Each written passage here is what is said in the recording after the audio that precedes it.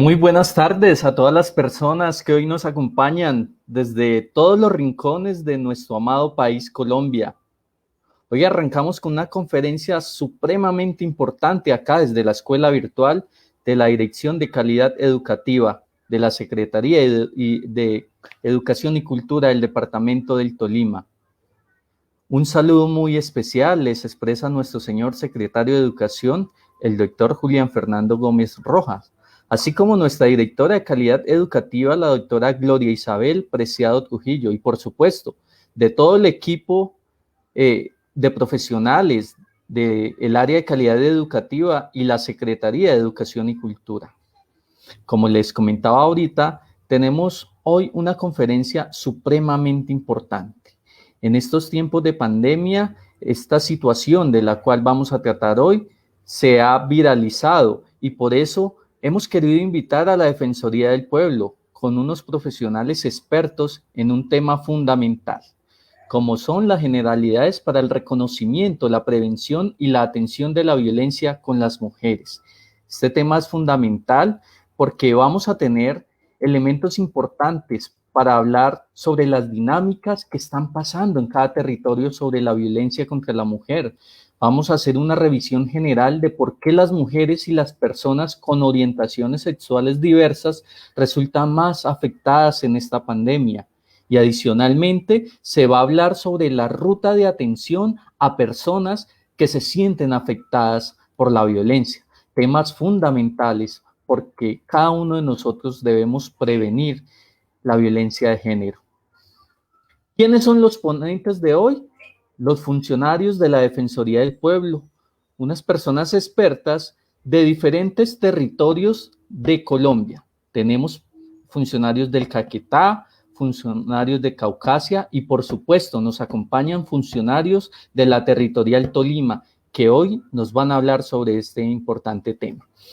Y arrancamos ya, invitamos a esta transmisión a nuestro compañero Julián Yaima y a nuestro compañero Fabián Gualteros, profesionales de la Dirección de Calidad Educativa, para que también nos den una información muy importante. Adelante, Julián, buenas tardes.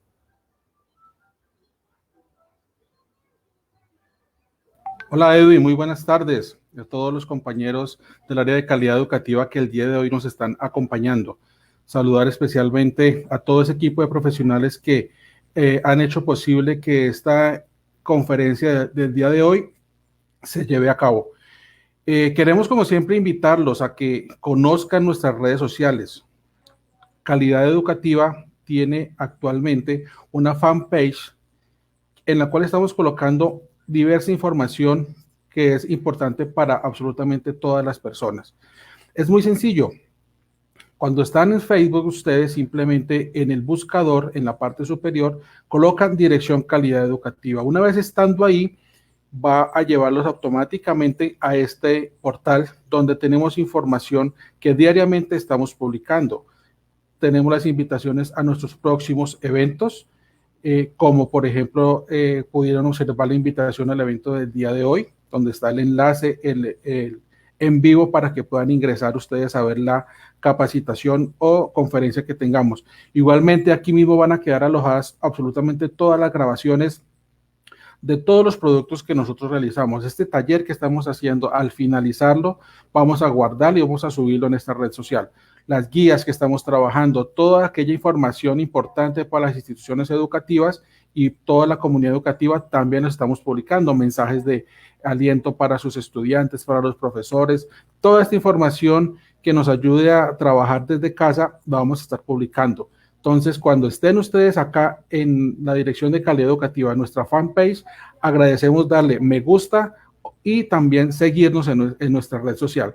De igual forma, también como les comento que estamos estrenando un canal de YouTube en el cual también estamos publicando los videos que estamos desarrollando. Entonces, aquí van a tener la totalidad de los videos donde pueden entrar en cualquier momento, visualizarlos, descargarlos.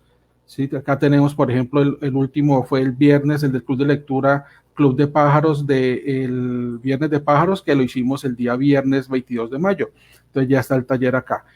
Simplemente cuando ustedes ingresen también a YouTube en el buscador, Calidad Educativa Tolima y por favor suscribirse a este canal. Vamos a estar subiendo constantemente información muy importante para todos ustedes. Por último, quiero comentarles que ya en los comentarios del taller que estamos realizando el día de hoy está un enlace en el cual agradecemos ustedes ingresen y lo diligencien. Son 4 o 5 preguntas muy sencillas, más que todo para diagnosticar de qué parte nos están acompañando y qué sugerencias tienen para futuros talleres. A lo largo de la transmisión vamos a estar colocando este enlace para que por favor todos ingresen y lo diligencien. Edwin, no sería más por el momento, lo dejo a usted para que continúe con el desarrollo de la conferencia. Claro que sí, Julián, muchas gracias por esa información.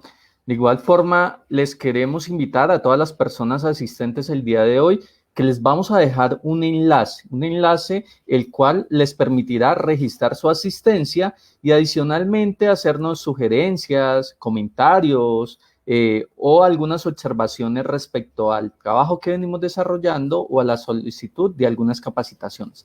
Entonces, están muy invitados para que comiencen a registrarse en esta pequeña encuesta. Ya nuestro compañero Fabián Gualtero se encuentra acá en nuestra transmisión. Bienvenido, Julián.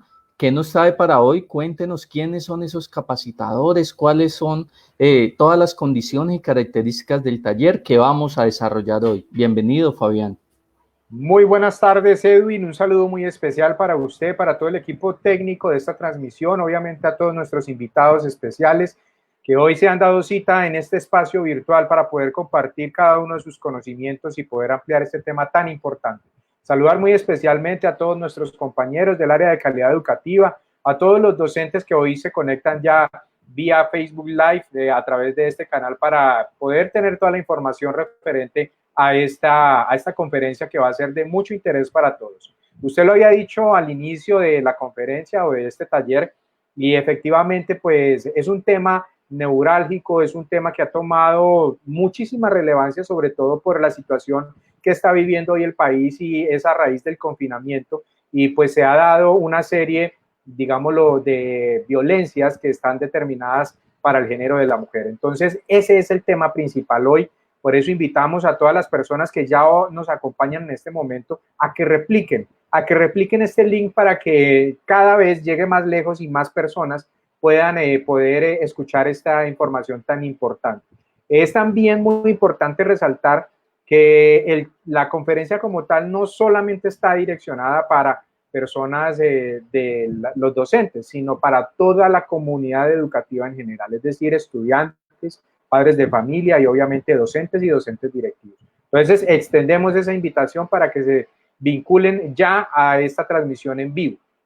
También quiero recordarle, Edwin, antes de pasar ya con nuestros invitados especiales, que hoy nos están viendo desde otros departamentos, nos están viendo directamente desde Caquetá, nos están viendo también desde Antioquia, directamente desde el municipio de Caucasia, porque de estas dos localidades es donde nos están acompañando precisamente nuestros invitados especiales, que ya vamos a darle paso y a presentar un poco de ellos. Entonces, importante identificar que hoy nos están viendo desde diferentes partes de nuestro territorio nacional.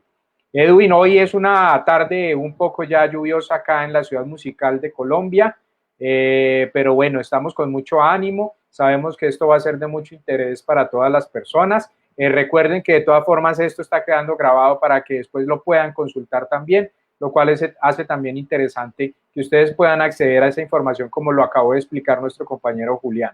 Entonces, Edwin, yo pienso que no sé si tiene algo más que añadir o si no, para dar inicio a presentar ya a lo que son nuestros invitados especiales de la Defensoría del Pueblo.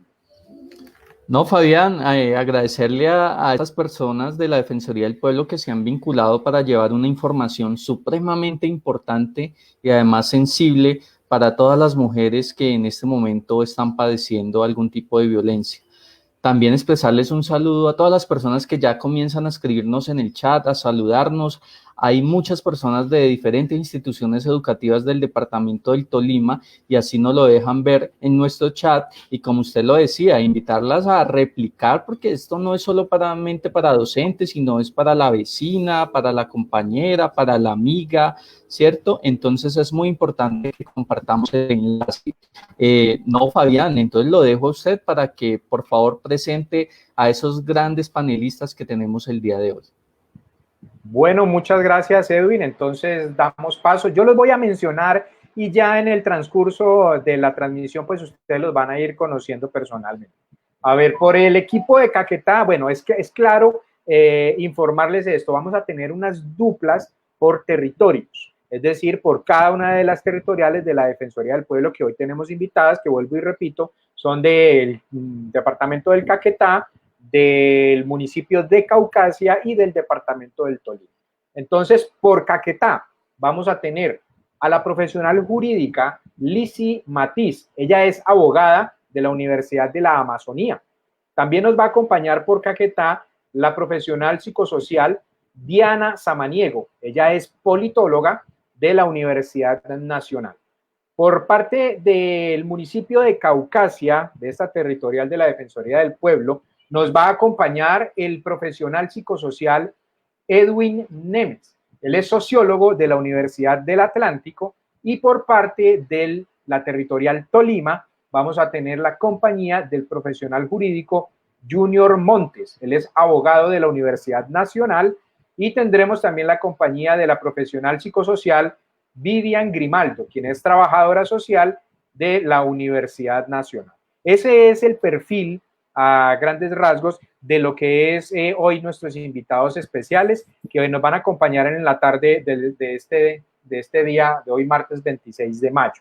Saludamos muy especialmente también a nuestra compañera María del Carmen Ramírez, quien en estos momentos también nos está observando. Extendemos este saludo especial porque gracias a ella se ha podido también hacer todos estos acercamientos y más con esta entidad tan importante como lo es la Defensoría del Pueblo a nivel nacional.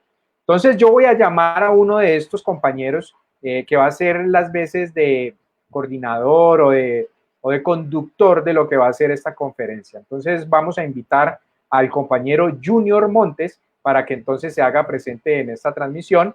Aquí ya lo tenemos, Junior. Muy buenas tardes. ¿Cómo se encuentra en esta tarde? Todo en orden, con algo de frío acá en Ibagué, pero todo muy bien, gracias. Sí, señor, hay un poco de lluvia en Ibagué, la ciudad musical de Colombia, pero estamos muy bien de ánimos. Bueno, Junior, cuéntenos y contextualicemos un poquito a los asistentes sobre qué es lo que vamos a tratar así en términos generales en esta gran conferencia. Claro que sí, bueno, primero que todo, gracias para todas las personas que han decidido conectarse con nosotros. Esperamos que durante el transcurso de la tarde se conecten algunas más. Como bien explicaba Fabián, acá tenemos 3 equipos que son las duplas de género de los departamentos de Caquetá, de Tolima y del municipio de Caucasia, Antioquia, que es una dupla especial que tiene la Defensoría del Pueblo para el Bajo Cauca antioqueño. Nosotros somos profesionales que acompañamos los procesos de reconocimiento de derechos de las mujeres y de las personas con orientación sexual e identidad de género diversa. La idea es que vamos a conversar con ustedes a través de una metodología de conversatorio, pero también vamos a tener algunas ayudas audiovisuales para poder brindar información acerca de las generalidades para entender la violencia en contra de las mujeres y de las personas LGBT y cuáles serían las rutas de atención. También qué podemos hacer nosotros como individuos desde nuestras casas para apoyar a la erradicación de la violencia contra las mujeres y contra las personas con orientación sexual e identidad de género diversa. Por eso nos acompañan estas 3 duplas. Vamos a estar conversando, vamos a estar hablando de conceptos generales, vamos a hablar un poco de lo que pasa en nuestros territorios. Entonces, pues también sería el momento de darle paso a esas siguientes duplas. Claro que sí, Junior. Entonces ya vamos a darle paso. Les recordamos que estamos en la Escuela Virtual Educa Tolima de la Secretaría de Educación y Cultura del Departamento del Tolima. Entonces, Junior, usted me dirá, vamos haciendo aquí en orden, ¿a quién vamos llamando entonces a esta transmisión? Por favor, a Vivian, de Tolima. Muy bien, entonces vamos a hacerle el llamado a la compañera Vivian. Ya Vivian está por acá con nosotros. Hola. Bienvenida, Vivian. Buenas tardes. Buenas tardes a todos y a todas. Muy buenas tardes. Vivian, si nos puedes ir apoyando entonces con la presentación y podríamos ir dando el ingreso a Diana Samaniego de Caquetá. Muy bien, llamamos entonces a Diana Samaniego. Ya por Hola, acá se buenas encuentra tardes. Diana. Buenas Buenas tardes, Diana. También tenemos a Lizzy, como lo había mencionado, de Caquetá. Invitamos entonces a la compañera Liz.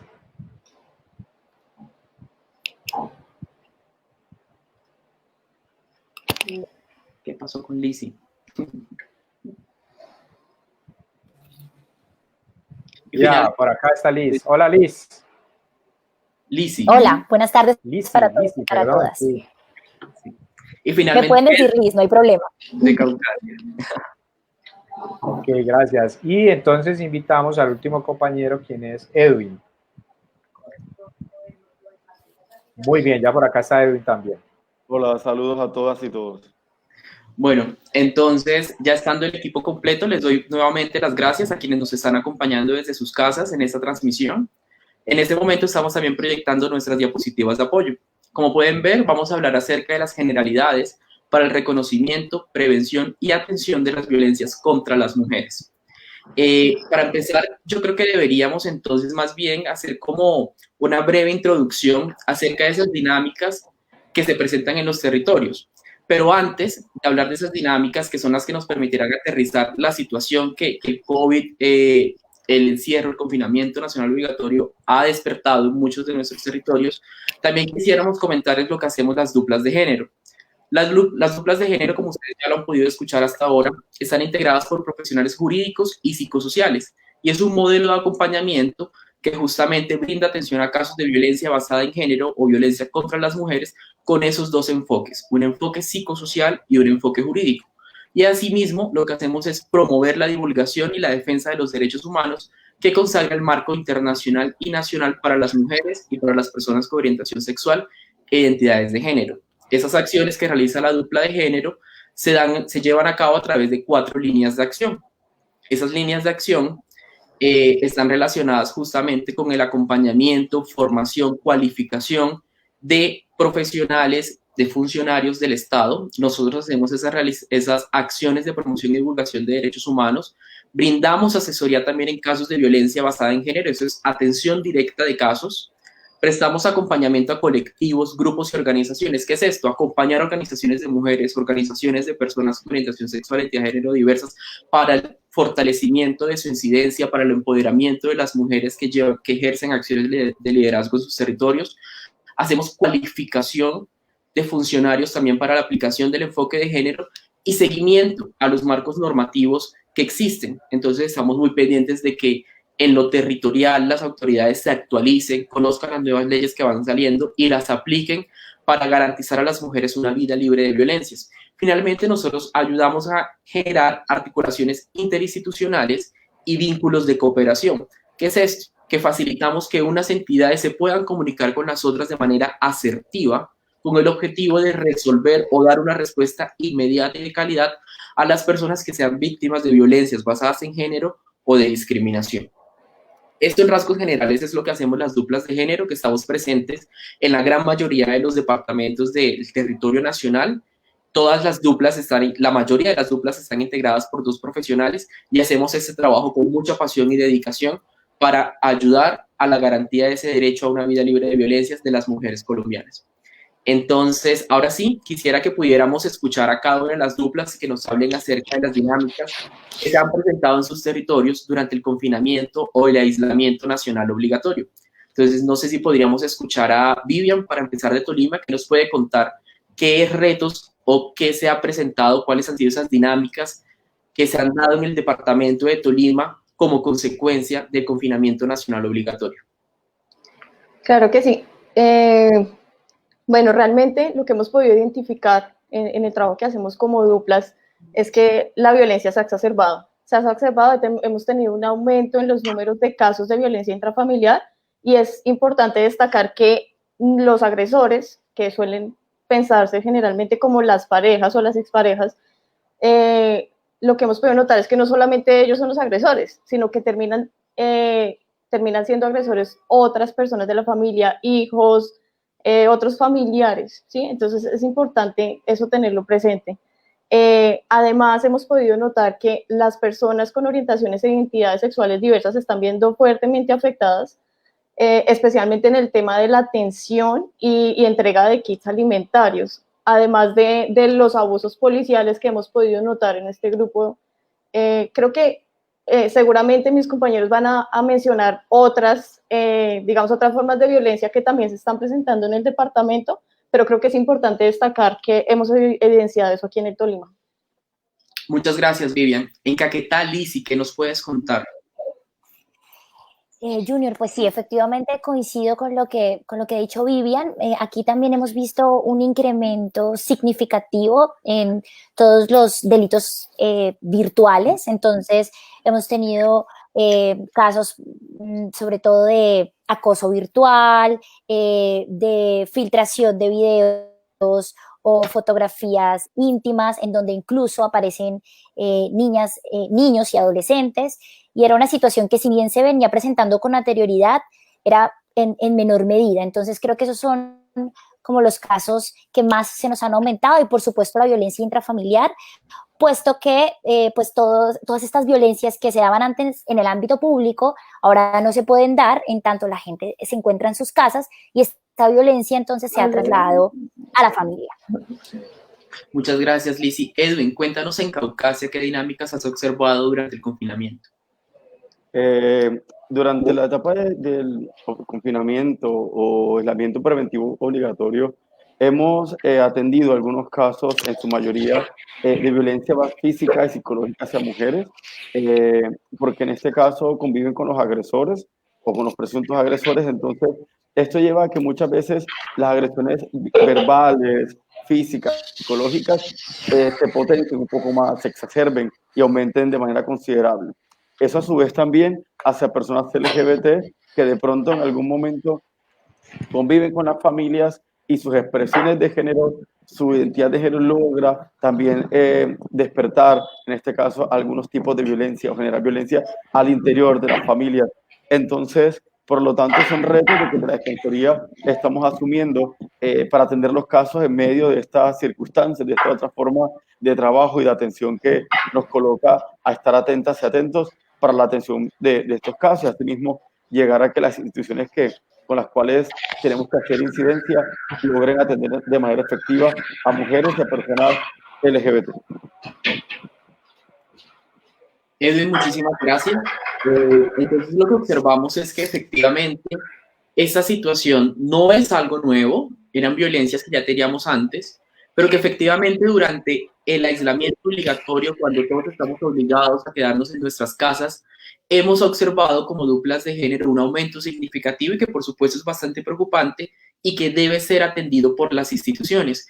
Pero yo creo que muchas personas de quienes nos están viendo en este momento se preguntan cuál es la razón por la que aumentan esas violencias, por qué en lugar de fortalecerse los lazos familiares, en lugar de mejorar las relaciones interpersonales cuando tenemos la posibilidad de estar más cerca los unos de los otros, en lugar de que disminuyan esas violencias, lo que sucede es que aumentan. Yo no sé, Vivian, si tú nos pudieras hablar un poquito entonces de qué deberíamos entender nosotros para comprender las razones por las que se generan esas violencias o se exacerban durante el confinamiento nacional obligatorio. Tener en cuenta que efectivamente hay una exacerbación de la violencia, ¿sí? No estamos diciendo que realmente el confinamiento lleve a que empecemos de cero, que iniciemos de un punto de partida de cero, sino que realmente ahí tenemos que hablar de la importancia de reconocer las violencias basadas en género, ¿sí? Y entender que la violencia, ¿sí? Basada en género es esa acción que está asociada a un ejercicio de poder, ¿sí? Ese ejercicio de poder está cimentado o se fundamenta en las relaciones desimétricas que tenemos entre hombres y mujeres, en cómo hemos construido la sociedad, ¿sí? A partir de esos estereotipos y roles de género, en donde podemos ver que lo masculino, ¿sí? Se entiende como supremo, ¿sí?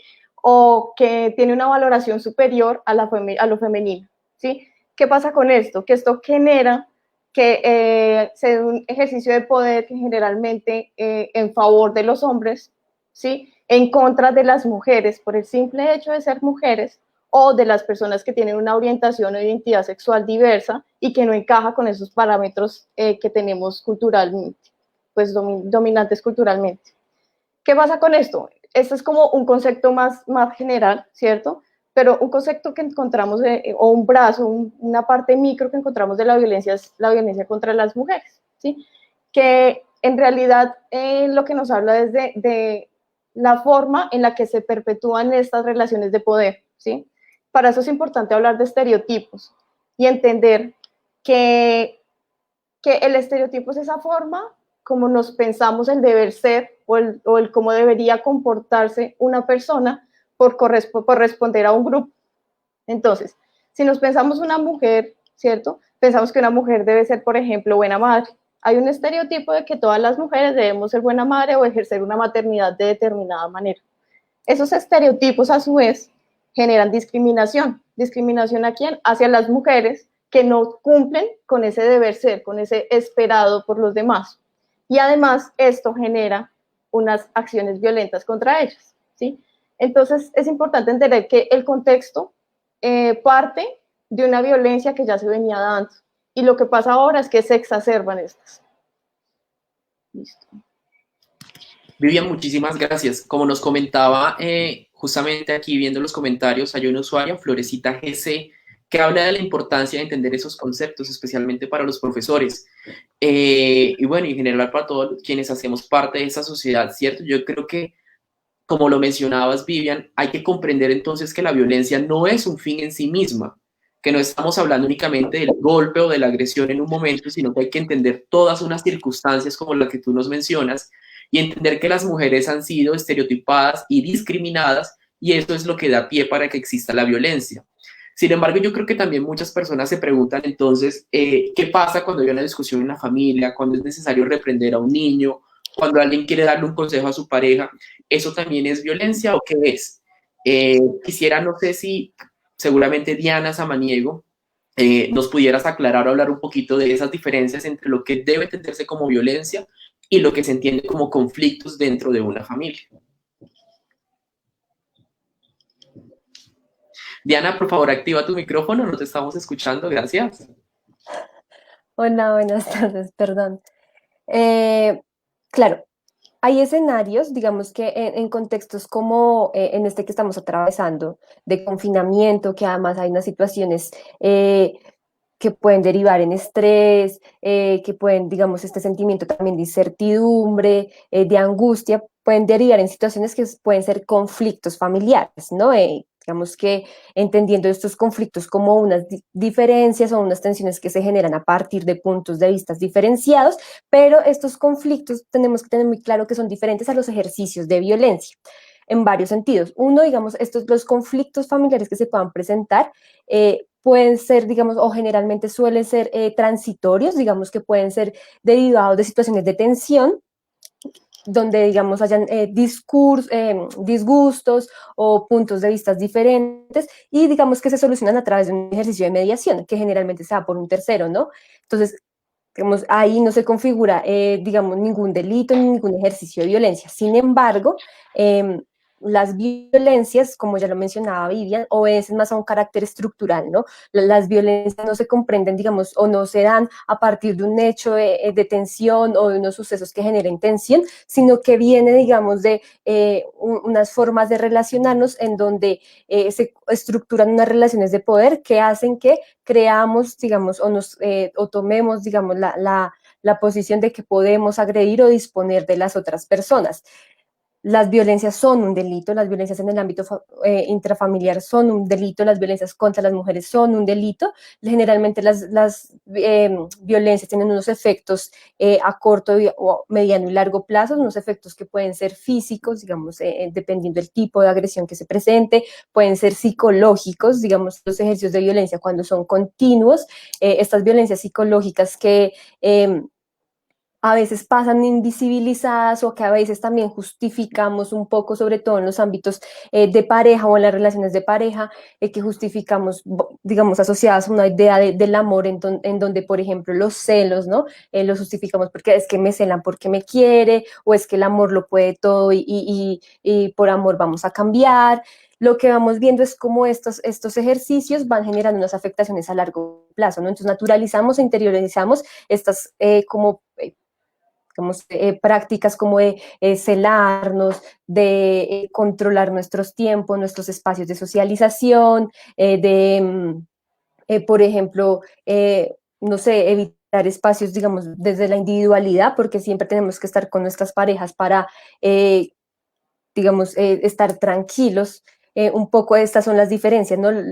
Las violencias además obedecen, digamos, no derivan de un hecho puntual, o sea, uno no agrede a una persona solamente por una situación de estrés, y queríamos ser muy enfáticos en esto, pues porque a veces, digamos, reproducimos estos discursos para justificar las violencias, ¿no? En el sentido en que, ay, no, es que estaba muy estresado y por eso me agredió, o es que estamos en un momento de que genera mucho estrés y por eso me agredió, pero no es así. Digamos que la violencia se obedece, digamos, a un carácter estructural y suele, digamos, presentarse en diferentes formas, ¿no? Suele ir escalando además, ¿no? A veces empiezan con estos ejercicios de violencia psicológica que ya mencionaba, que derivan en un ejercicio de violencia física, o por el contrario, digamos, hay unos ejercicios de violencia física que se van, digamos, reproduciendo constantemente o afianzando, digamos, a través de unos ejercicios de violencia psicológica, bueno, de muchas manifestaciones de violencia. Ahora, digamos, en este contexto intrafamiliar, digamos, tenemos que tener claro que hay una diferenciación en lo que en lo que se conoce, digamos, normativamente como la violencia intrafamiliar.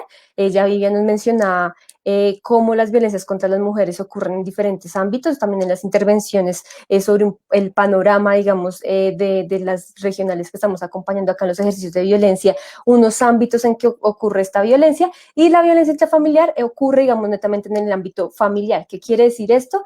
Que ocurre, digamos, en las unidades familiares que habitamos con miembros que pertenecen a estas unidades familiares, que pueden ser nuestras parejas o compañeros permanentes,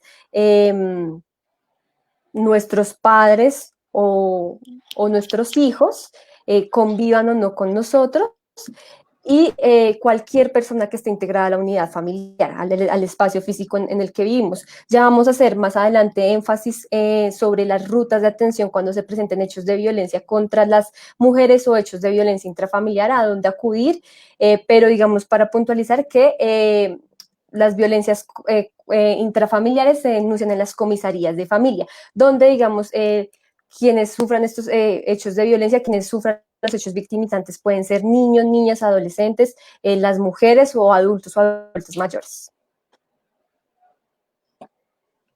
Diana, muchísimas gracias. Yo creo que nos aclaras bastante las dudas que quizás podríamos tener respecto a lo conceptual, pero también entender que hay que estar muy atentos a esas situaciones de violencia en contra de las mujeres, como lo mencionaban ya en varios de los comentarios.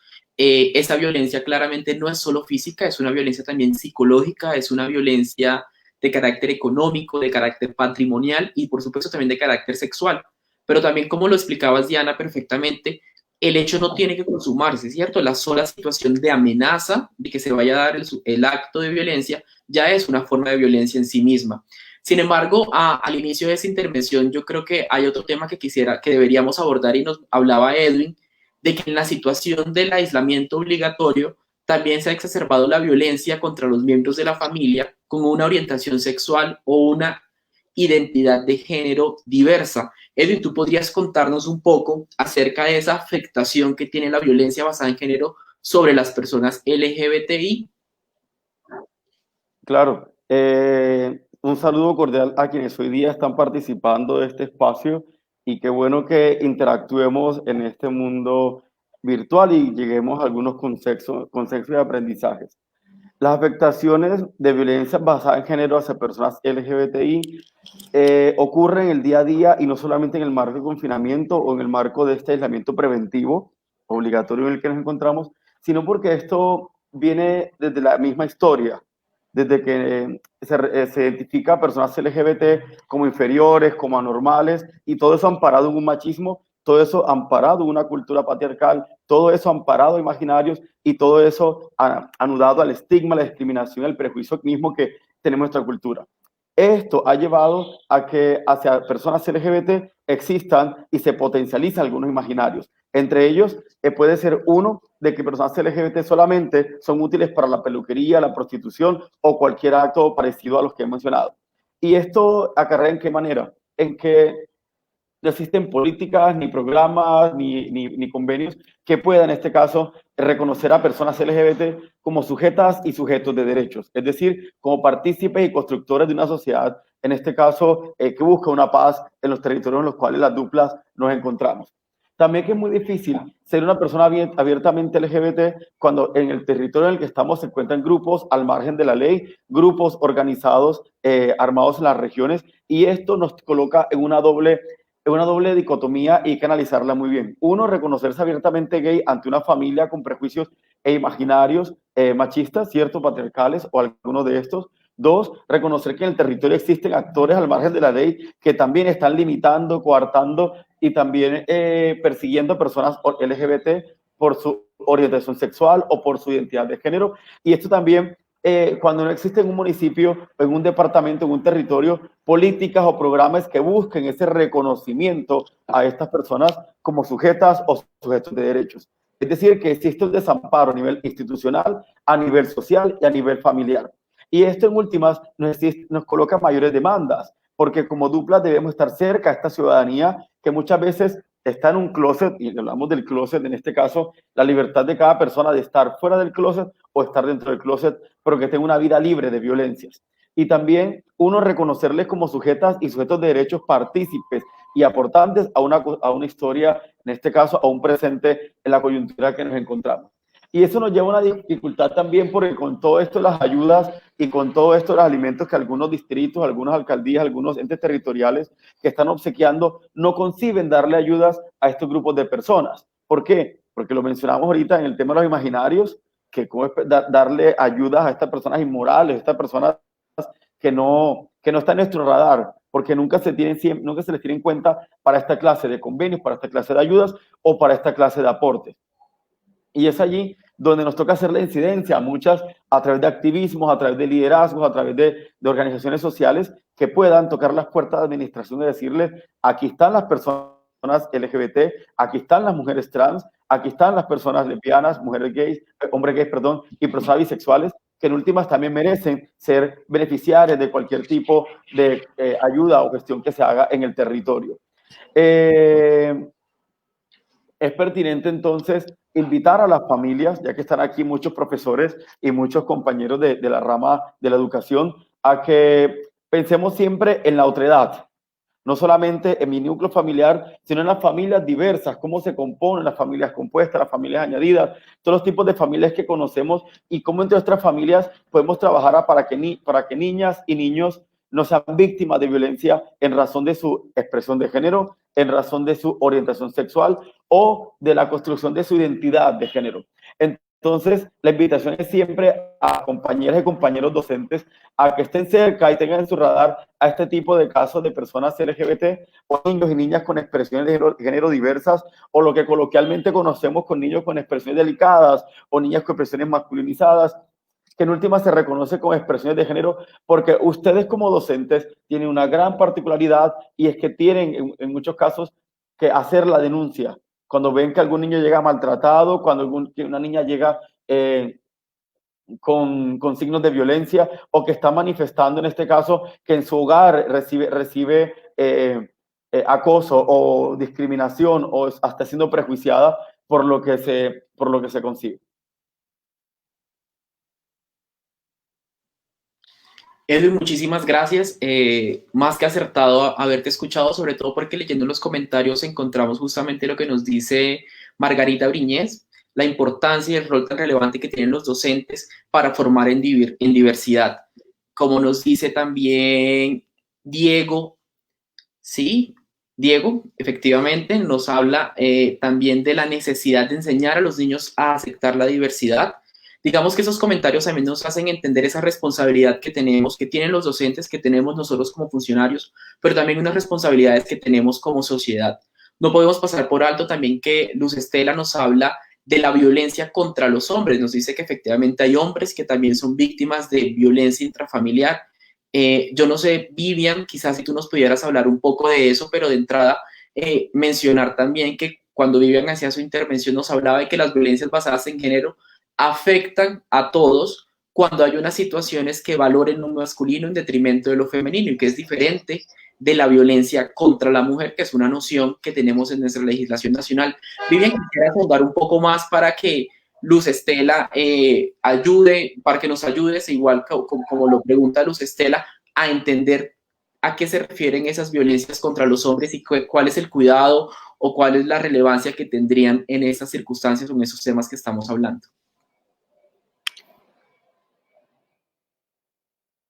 Claro que sí. Aquí es importante, pues hay un aporte que nos hace Galtung, ¿cierto? Pero más que eso es poder hacer la reflexión respecto a las violencias, ¿sí? Y a las bases que tenemos de ellas. Hay una primera violencia, que es una violencia directa, que es mucho más fácil de reconocer en contextos como el nuestro, por ejemplo, en las mujeres que tienen que vivir violencia, maltrato físico o violencia psicológica, ¿cierto? Son esas violencias que son muy fáciles de percibir, que incluso es imposible que desconozcamos o que neguemos cuando vemos, por ejemplo, a una mujer con un ojo morado, ¿sí? Este tipo de violencia no aparece porque sí. Es importante entender que hay unas bases para esta violencia y una de estas bases es la violencia estructural, que pues es como su nombre lo dice, es una violencia que está dada por la estructura general y que es muy difícil que una persona pueda hacer el cambio de esta violencia estructural. ¿Qué pasa con esa violencia estructural?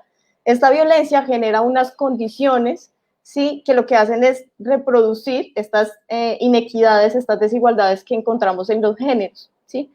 Encontramos, por ejemplo, la feminización de la pobreza, ¿sí? Encontramos que hay una limitación, por ejemplo, al acceso de algunos recursos o incluso algunos derechos, ¿no?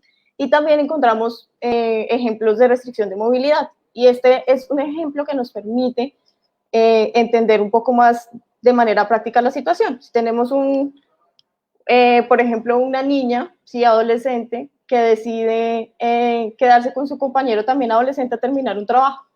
Estos dos tienen que salir altas horas de la noche. Entonces resulta que la niña es posible, ¿cierto? Que tenga que ir por un lado y el niño por el otro. El niño no la puede acompañar. ¿Qué miedos va a notar el niño? ¿Qué miedos va a tener el niño? En esta cultura, digamos un adolescente o un hombre, un miedo que puede tener a altas horas de la noche es, por ejemplo, que lo roben. Pero cosa distinta sucede en las mujeres. Las mujeres tenemos un montón de miedos que están acompañados a unos contextos violentos en donde estamos, ¿cierto? Y que se mueven justamente en esta violencia estructural. Hay otra violencia, que es la violencia cultural.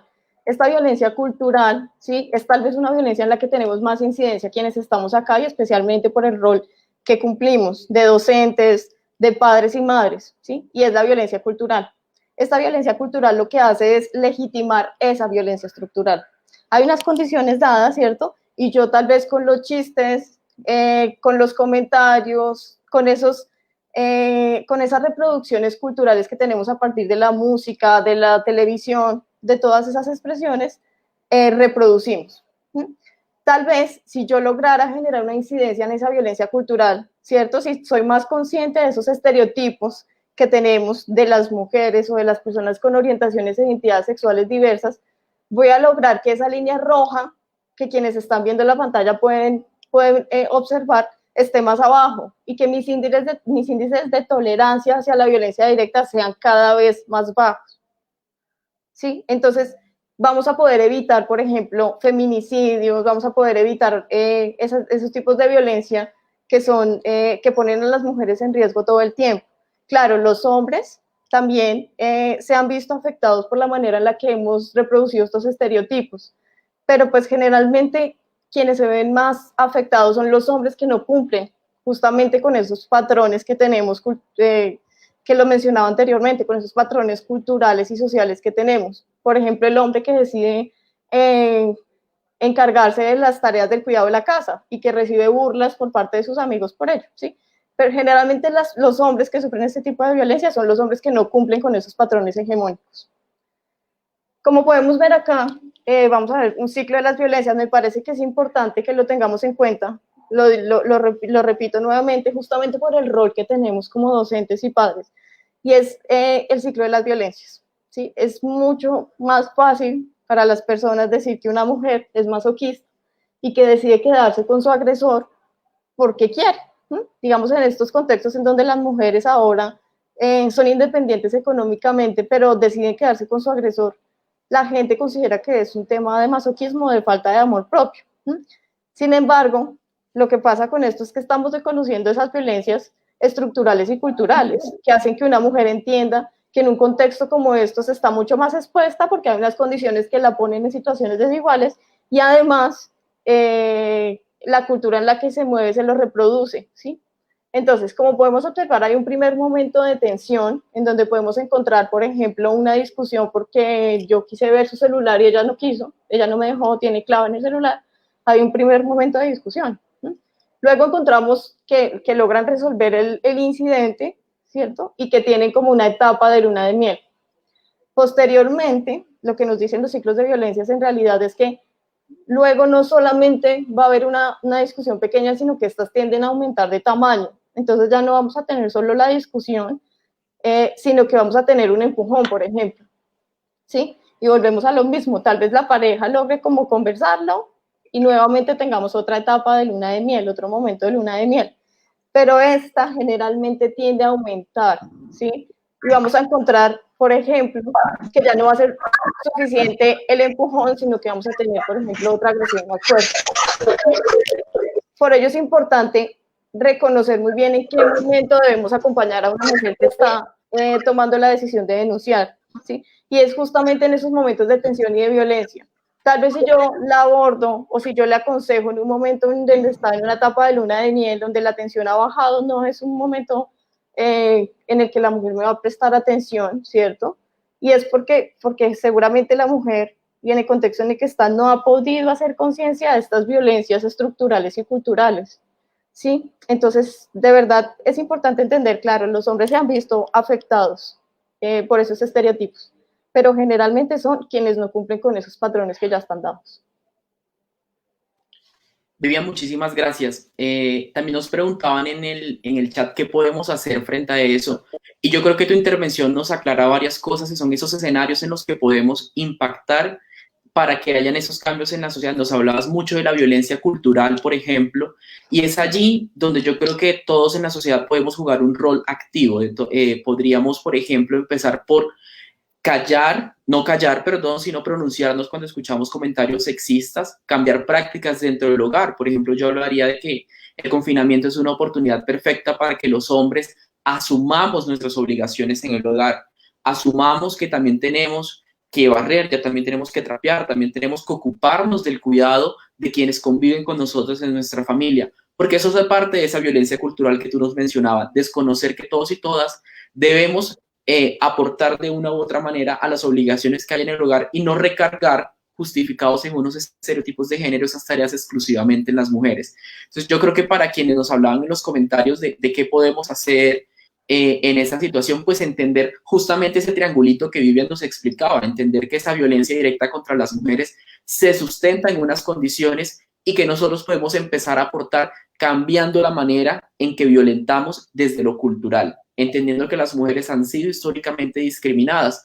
Y aquí destaco justamente ese comentario de Florecita GC, porque llama a los docentes, a las y a los docentes, a trabajar incansablemente para lograr una sociedad en la cual todas y todos seamos respetados y amados por quienes somos y no por lo que se espera de nosotros, porque efectivamente se esperan unos comportamientos muy particulares de los hombres y las mujeres, y cuando no asumimos esos comportamientos, entonces somos violentados y violentadas en esta sociedad.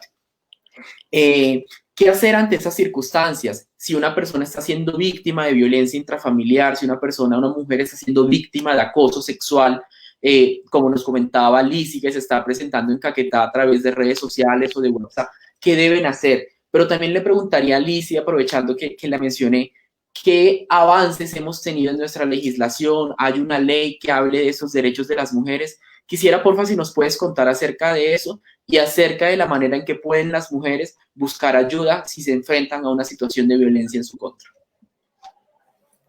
Claro que sí, Junior. Y no solamente para las mujeres que se enfrenten a una situación de violencia, sino también, justamente como estamos aquí con una gran presencia de profesores y profesoras, de docentes. También es importante que ellos y ellas estén alertas frente a cualquier situación de violencia, porque serían quienes estarían llamados a pues, activar las rutas de atención.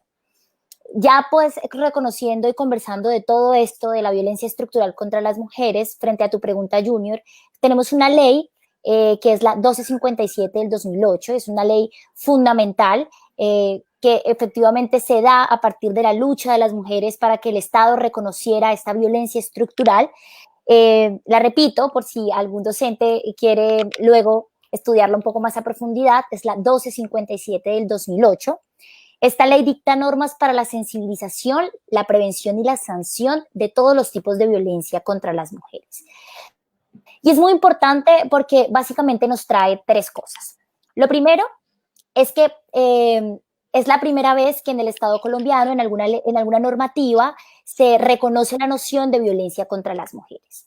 Lo segundo es que reconoce, o mejor, determina que todas estas violencias contra las mujeres resultan ser una vulneración a sus derechos humanos, a los derechos fundamentales, y por lo tanto tienen una noción de especial protección constitucional. Y la tercera y la última es que aquí se reconoce la autonomía y la libertad plena que tienen las mujeres para decidir. Esta ley, ustedes ya lo habían mencionado con anterioridad, reconoce 5 tipos de daños que son equivalentes a los tipos de violencia, que son la física, la sexual, la psicológica, la económica y la patrimonial.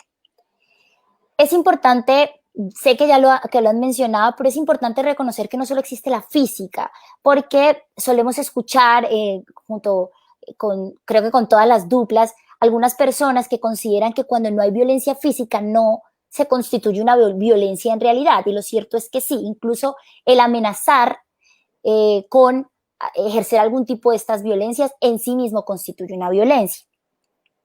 Y frente a qué hacer, a dónde ir cuando estoy siendo víctima de violencia o cuando reconozco que otra persona está siendo víctima de violencia. Aquí hay dos escenarios que tenemos que tener en cuenta. Uno es que esta violencia se dé en el marco de la familia, al interior de la familia, en un contexto familiar. No necesariamente implica, ya lo había dicho Vivian y Diana, que convivan en un mismo techo, sino que tengan esta relación familiar. Y el segundo contexto es en el ámbito público. Entonces, cuando esto ocurre dentro de la familia, la autoridad competente y a quien deben acudir es la comisaría de familia. Esta comisaría de familia deberá atender el caso 4 horas después de haber conocido, bueno, tendrá que atenderlo inmediatamente, pero deberá tomar las medidas de protección y atención máximo 4 horas después de haber conocido los hechos.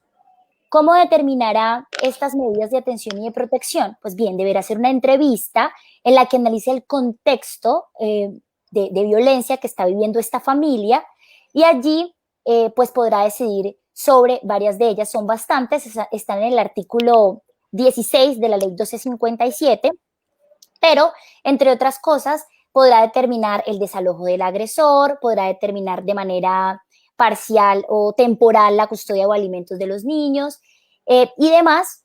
Y es muy importante tener en cuenta que las comisarías de familia, además de decretar estas medidas de protección, pues deberá hacerles un seguimiento. Ahora, cuando hablamos de lo que sucede en el contexto público, la autoridad competente o quien deberá conocer allí será la fiscalía. Dentro de la fiscalía, también, dentro de este proceso que ocurre en la fiscalía, que vendría siendo un proceso penal, también existe la posibilidad de medidas de protección. En las comisarías de familia podrá el comisario o comisaria de familia decretarlas.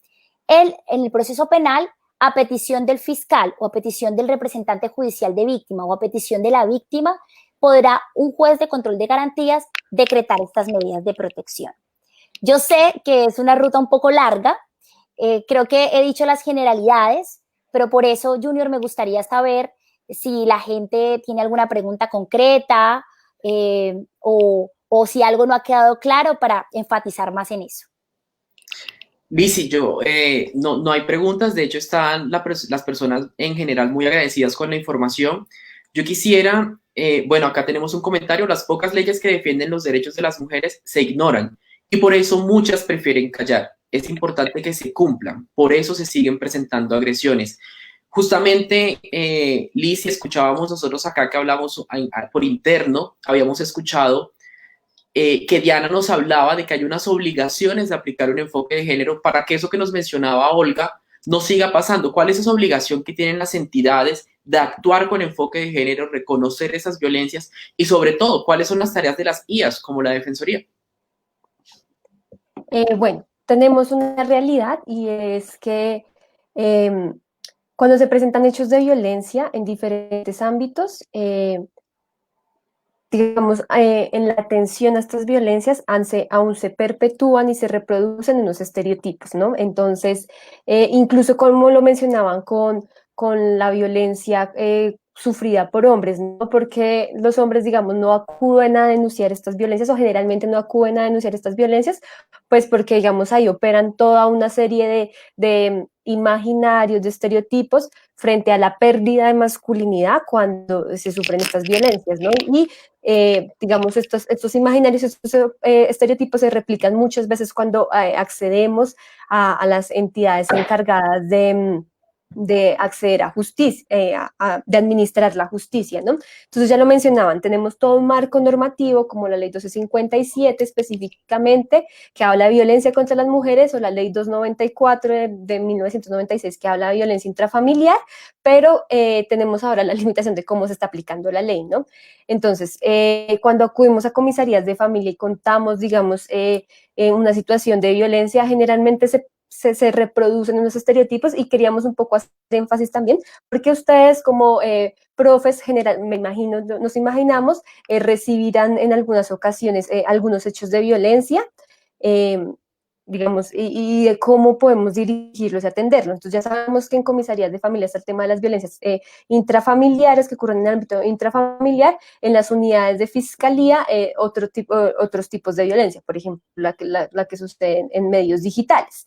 Ahora, ¿qué pasa? Nosotros debemos garantizar que estas violencias sean atendidas, digamos, o leídas desde una perspectiva de género. ¿Qué quiere decir esto? Que cuando lleguemos a denunciar no nos digan, pero usted qué estaba haciendo, o por ejemplo en los casos de violencia sexual, no sé si hemos visto este comercial que sale de la línea 155 donde se sube una muchacha a un bus y un señor le pasa un papelito diciendo por eso les pasa lo que les pasa, por estar vestidas así. Esto se reproduce, digamos, también en la atención a las violencias por las comisarías de familia, por las personas en fiscalía, a veces, digamos, por la policía, que son las personas que actúan como primeras respondientes frente a hechos de violencia. En este sentido, queremos mencionarles que entidades como la Procuraduría o como la Defensoría estamos, digamos, a disposición de las personas para poner quejas contra funcionarios o funcionarias que no actúen según sus obligaciones, ¿no? Entonces, por ejemplo, que yo llamé a la policía y cuando la policía llegó a atenderme, lo único que hizo fue decirme que yo me lo había buscado por estar borracha, o que piense primero en mi familia, que para que lo voy a denunciar, o cosas como, es que siempre cada 8 días es la misma cosa, llamamos y venimos y usted sigue con esta persona, bueno, esta clase de cosas que escuchamos comúnmente. Entonces ahí, digamos, la Procuraduría tiene la obligación de hacer seguimiento y sanción a estos hechos que están presentándose por parte de funcionarios y digamos que no están cumpliendo con sus obligaciones.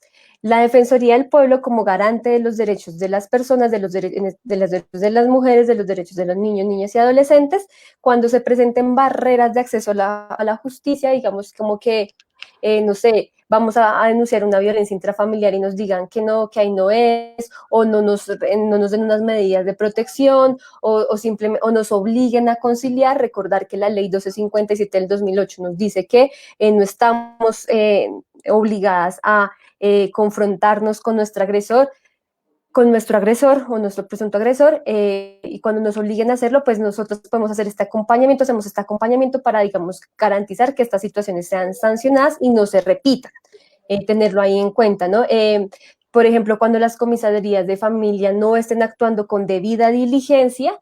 ¿Qué quiere decir esto? Que cuando aquí estamos presentando digamos, nuestros números de contacto, nuestros datos de contacto, por si conocen algún caso que presente barreras de acceso a la justicia, que no hayan recibido una atención eficiente, o como que cuando hayan ido a denunciar nos hayan dado unas medidas de protección, como ya lo mencionaba Lizzy, pues para eso estamos nosotros haciendo estos acompañamientos psicosociales y jurídicos, digamos, para garantizar que haya una atención efectiva e integral a estos hechos de violencia. Digamos que lo que uno esperaría es que cuando acudimos a cualquiera de estas entidades, sea comisaría de familia, sean las unidades de fiscalía, sea la policía como primer respondiente, pues recibamos un trato, digamos, amable, se nos oriente, digamos, frente a qué ruta o qué posibilidades tenemos, ¿no? A veces, digamos, no necesitamos esa atención médica inmediata, entonces que nos orienten a dónde podemos recibir esta atención médica inmediata, o que nos digan que podemos denunciar en comisaría de familia y dónde están ubicadas las comisarías de familia, las unidades de fiscalía, digamos, dependiendo del caso, que, digamos, nos aíslen o nos eviten el contacto con nuestros agresores. Si tenemos, digamos, en este momento estamos en una situación de un shock emocional o una situación que nos genere algún tipo de alteración emocional, pues haya una contención inicial que nos permita sentirnos seguras, digamos, librarnos de estas culpas, porque también hay que tener en cuenta cómo los hechos de violencia contra las mujeres especialmente tienen una carga de culpa que se reproduce, digamos, a partir de, ya lo mencionaba Vivian, de unos, digamos, factores culturales, que eso, como que nos ayuden como en este ejercicio de contención, de que nos sintamos, digamos, respaldadas por la institucionalidad correspondiente, quienes son ellos quienes van a acompañar este proceso de denuncia o de atención, digamos, cuando se requiere atención médica inmediata. Diana, escuchándote y pensando un poco en algunas barreras que podemos identificar, sé que todas estas duplas en alguna de sus regiones, no quisiera dejar pasar algo que no mencioné, y es que aunque la comisaría de familia vendría siendo la autoridad competente para la atención de la violencia intrafamiliar, la violencia intrafamiliar en sí misma es un delito, está tipificado, y por lo tanto la fiscalía puede y debe hacer una investigación. Entonces, que la comisaría de familia, digamos, pueda atender de primera mano este caso y pueda decretar las medidas de protección, no exime la responsabilidad de fiscalía para la investigación de este delito y su respectiva sanción de tipo penal, porque la comisaría de familia aquí no tendría esa responsabilidad de sanción de tipo penal, sino que es una responsabilidad administrativa que tiene que ver con el decreto de las medidas de atención y de protección. Es más, las comisarías de familia, al conocer la existencia o la presunta comisión de este delito de violencia intrafamiliar, deberán de manera de oficio, o sea, de manera independiente, no tendrá que hacerse a petición de la usuaria o de los usuarios, trasladarle a fiscalía la presunta existencia de este delito, y la fiscalía entonces definirá pues si existió o no el delito y la respectiva sanción. Una cosa no exime a la otra, y me parece importante decirlo, porque en algunas oportunidades ocurre que lo trata comisaría, nunca se entera fiscalía, o al revés. Una cosa no exime a la otra. Quería simplemente hacer claridad sobre eso.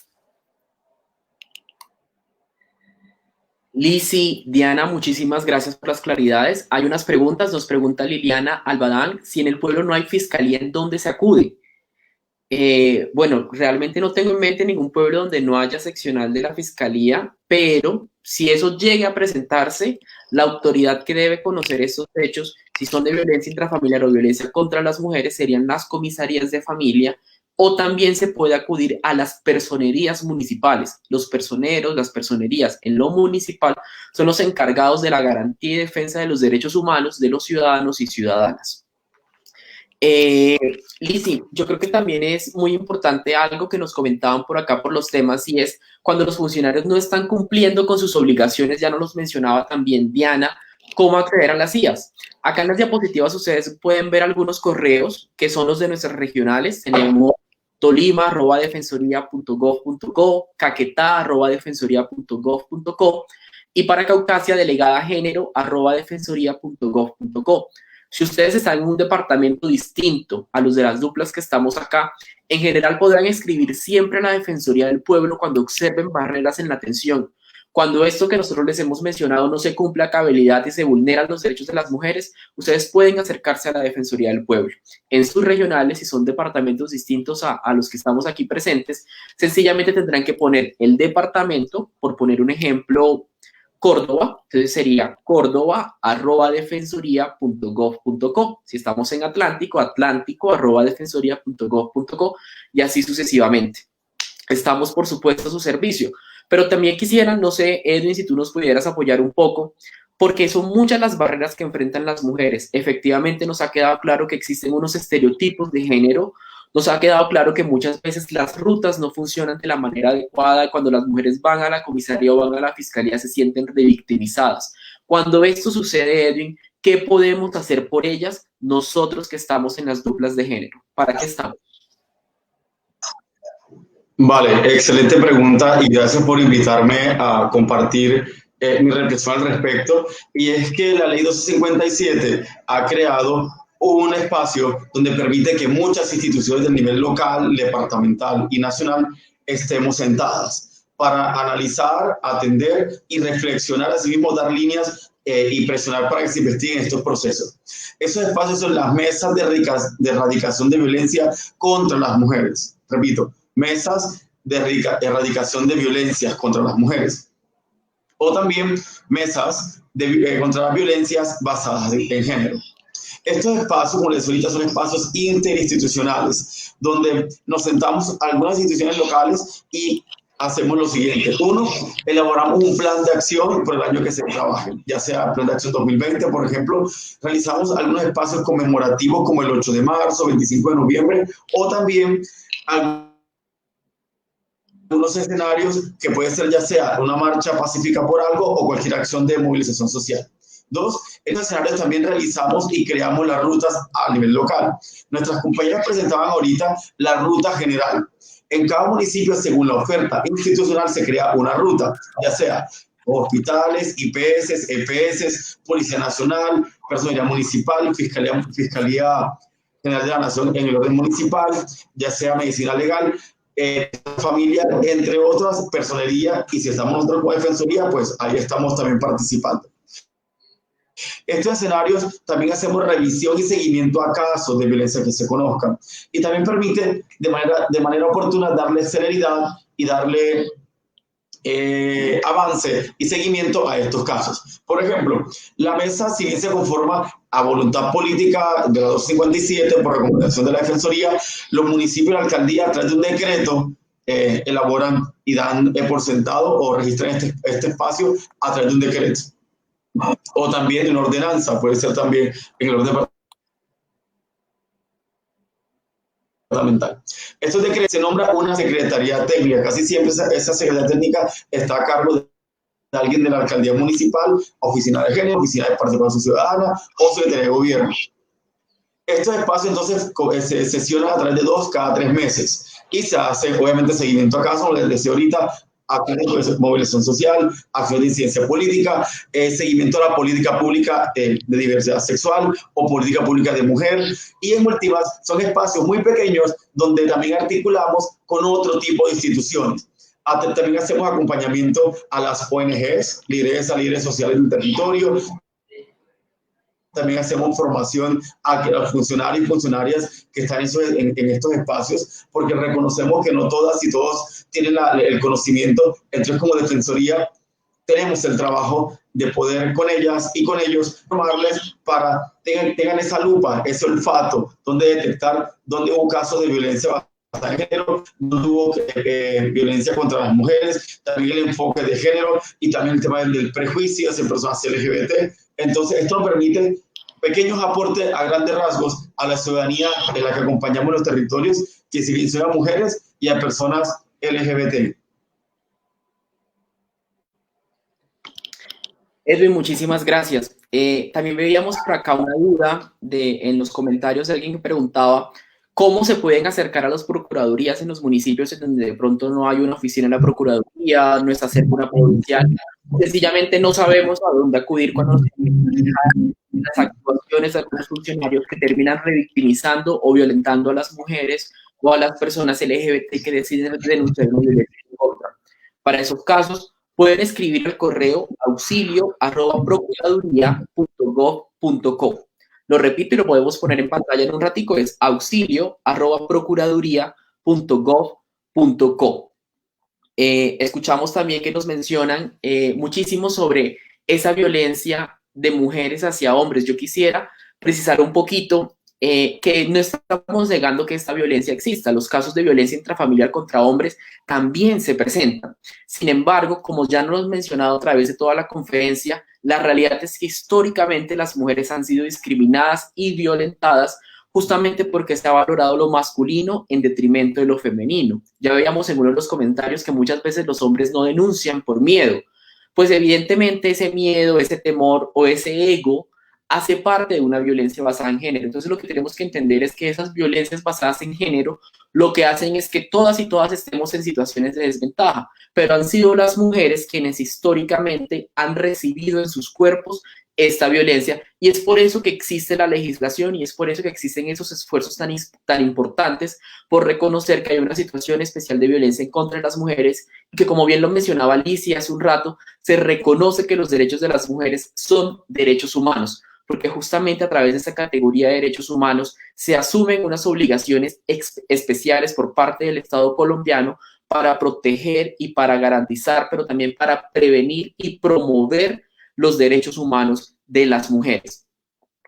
Nosotros entonces con eso ya hemos terminado como ese conversatorio que queríamos tener con ustedes para que conocieran acerca de esas generalidades acerca de las violencias contra las mujeres. Sin embargo, no sé si en el chat tenemos algunas preguntas. Quisiera invitar a Fabián si se puede unir gracias Fabián, a la conversación para que podamos conversar sobre algunas preguntas en el chat y pues de una u otra manera irle dando cierre a este conversatorio. Nuevamente desde las duplas de género de la Defensoría del Pueblo manifestamos nuestro agradecimiento a quienes han estado muy atentos y atentas a través del chat, quienes han interactuado con nosotros y quedamos muy pendientes de sus preguntas y por supuesto disponibles para su servicio en cada una de nuestras regionales.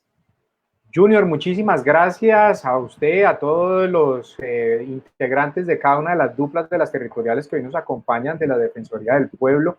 Creo que la información ha sido bastante clara, concisa, inclusive muchos de los comentarios que nos hacen los asistentes es que se les ha despejado muchas dudas, las cuales de pronto ellos tenían. Hay de pronto hay algunas inquietudes, aparte de las que ustedes ya han ido resolviendo en el transcurso de la conferencia.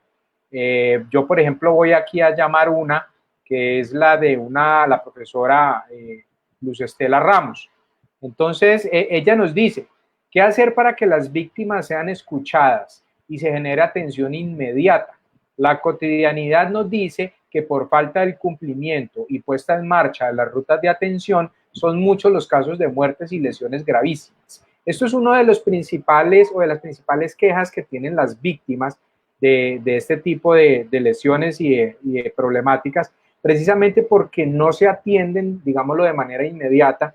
Y lo vemos inclusive en noticieros de índole nacional, donde una persona, por ejemplo, una mujer puso quejas y denuncias de manera repetitiva, y sencillamente nunca cumplió las expectativas que ella tenía en cuanto a seguridad, y en algunas ocasiones inclusive ha llegado inclusive hasta que la víctima pierda la vida. ¿Qué podemos resolver ante esas inquietudes que no solamente es de acá del ámbito local y regional, sino es una situación nacional?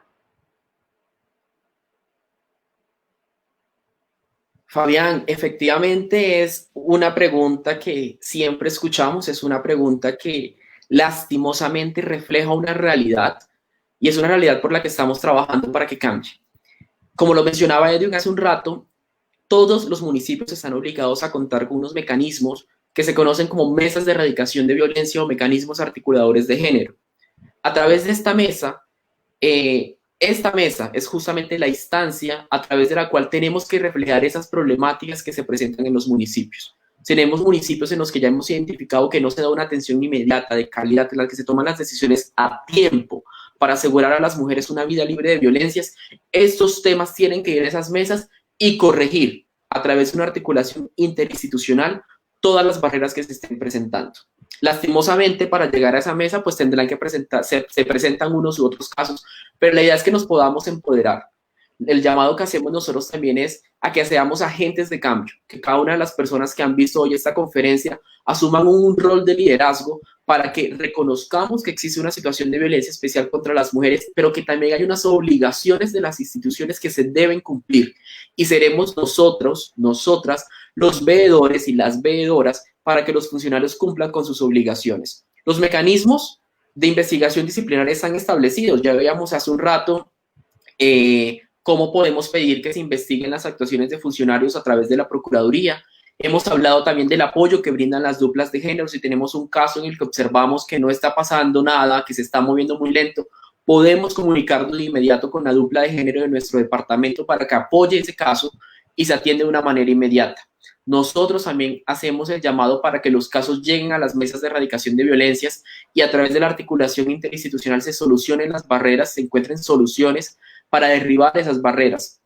Y finalmente el llamado es, lo reitero, a que todos y todas seamos veedores, seamos agentes de cambio para que se garantice a las mujeres en general su derecho a una vida libre de violencias.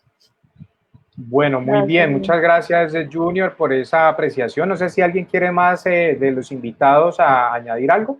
Sí, yo quisiera reforzar algo y es justamente dirigida a las personas que están, insistir en el papel que tenemos los docentes y los padres en la reproducción, ¿cierto?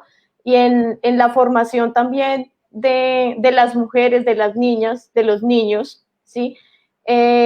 Por ejemplo, revisar la posibilidad de en las reuniones de padres socializar las rutas. Es importante, si una mujer tiene claridad de sus derechos, si una mujer conoce, puede ir a exigirlos de igual manera, los funcionarios van a poder, pues, ayudarle, ¿cierto?, asesorarle respecto a sus casos y a sus dudas. Pero es importante que ellas, de primera mano, conozcan sus derechos.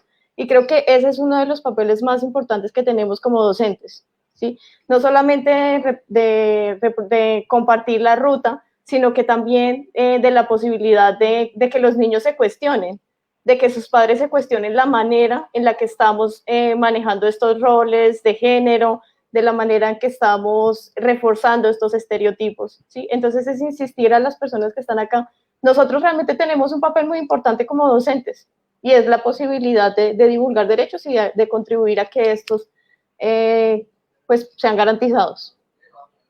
Bueno, Vivian, usted toca dos situaciones bien importantes y voy a darle paso a estas dos preguntas que vienen precisamente porque Vivian tocó estos temas.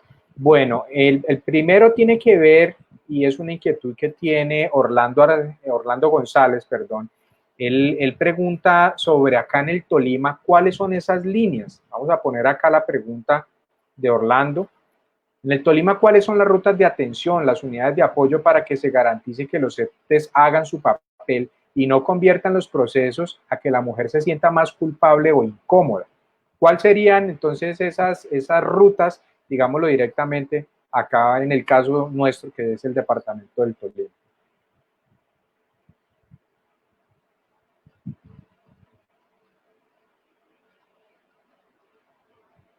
Bueno, creo que ya mis compañeros un poco han mencionado acerca de la Procuraduría, la Personería, la Defensoría, ¿cierto? Tenemos diferentes instituciones. Nosotros tal vez resaltamos mucho el papel que tienen las duplas en los territorios, ¿sí? De pronto, para aclarar un poco, respecto a qué es la dupla, de pronto eso suena como, ¿sí? De pronto suena muy técnico para algunas personas. Una dupla está conformada por un profesional jurídico y un profesional psicosocial. ¿Por qué se piensa de esta manera esa estrategia? Porque la idea es que, por un lado, la persona, mujer o persona con orientación e identidad de género diversa, tenga una contención, pueda tener una contención y la posibilidad de que me brinden una asesoría psicosocial que termina siendo muy importante para estos casos en donde tienen procesos de violencia. Pero además, una asesoría jurídica que te permite tener elementos y reconocer cómo va a funcionar esta ruta, ¿sí?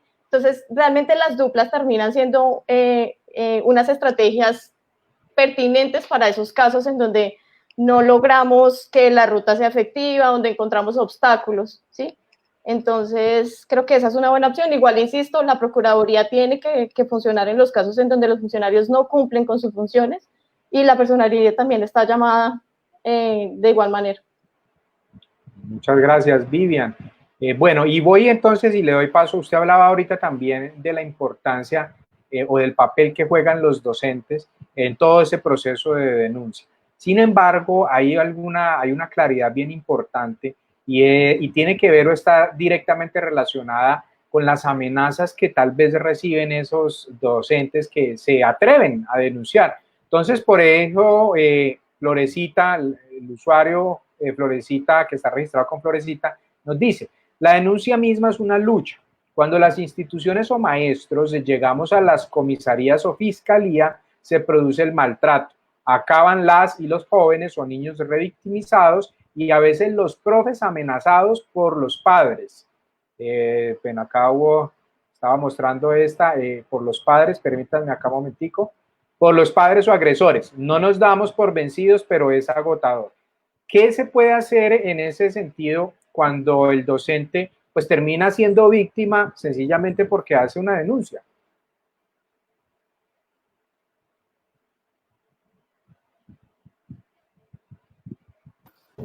Bueno, yo creo Bueno, no, sí, qué pena. Lizzy, por favor, continúa. Yo creo que lo hemos ya dicho justo con la anterior pregunta. Efectivamente, bueno, por un lado, decirles que a veces puede ser un trabajo evidentemente agotador, que no están solos en ese proceso. Estamos aquí para ustedes, para escucharles, para apoyarles, para acompañarles. Por otro, efectivamente, reconocemos que denunciar puede implicar, sobre todo en algunos contextos más vulnerables, otros asuntos como amenazas y demás. Pero al final también siento que después de eso había otra pregunta que decía, ¿qué podemos hacer para que esto cambie? Justamente denunciar y darse esa lucha es lo que tenemos que hacer para que cambie, ¿sí?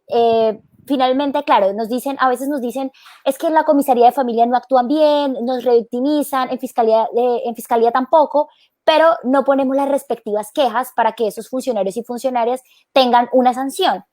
Si las autoridades competentes como Procuraduría, Personería y Defensoría no nos enteramos de primera mano que un fiscal determinado o que una comisaría de familia determinada está incumpliendo con las obligaciones que la ley y la Constitución le llaman, pues no podremos hacer nada para que este comisario o comisaria o este fiscal cambie. Entonces, la invitación es, cuando tengan un caso y se sientan solos o agotados, pues no es decirles que no están solos, ahí están nuestros teléfonos de contacto, nuestros correos electrónicos, pero también a que denuncien no solo el hecho de violencia, sino también el funcionario o funcionaria que no está actuando bien. Esa es la única manera en que podemos empezar quizá también a que las instituciones cambien de manera estructural y saquen a todas estas personas que están llenas de estereotipos o por lo menos las tengan presentes y que no están aplicando la normativa. Entonces, no están solos, están con nosotros, pero además invitarles a que denuncien cuando los funcionarios y funcionarias no están actuando bien. Lo pueden hacer a través nuestro. Lizzy, yo quisiera también insistir en la importancia de los comités territoriales de convivencia, ¿no? Realmente son unas figuras y al interior de las instituciones hay unas rutas que sería importante poder cumplirlas, ¿sí? El docente no debería ser quien denuncie. Sí, hay unos protocolos definidos también por proteger la seguridad de los docentes. Se espera que, por ejemplo, sea directamente el rector, ¿cierto?, quien haga esa denuncia. Pero es importante porque ustedes son el primer contacto con niños y niñas. Entonces, dejar de hacerlo es pues seguir exponiendo a los niños y seguir reproduciendo cosas. Y como lo dice Lizzy, ya si definitivamente la ruta no funciona, hay otras entidades que pueden llegar a que esta sea efectiva, pero es importante generar acciones y a partir de ese comité deberían poder realizarse. Muy bien, entonces, ok, Diana, vamos, algo más. No, que quería también recordar que nos lo hemos mencionado en la responsabilidad del ICBF también en materia de protección de los niños, niñas y adolescentes en casos de violencia cuando se presente también, digamos que el ICBF es la entidad competente y también cómo, digamos, el ICBF debe articularse con las instituciones educativas para acciones de prevención y de protección de los niños, niñas y adolescentes. Y además, frente a a esta pregunta de bueno, ¿qué hacer?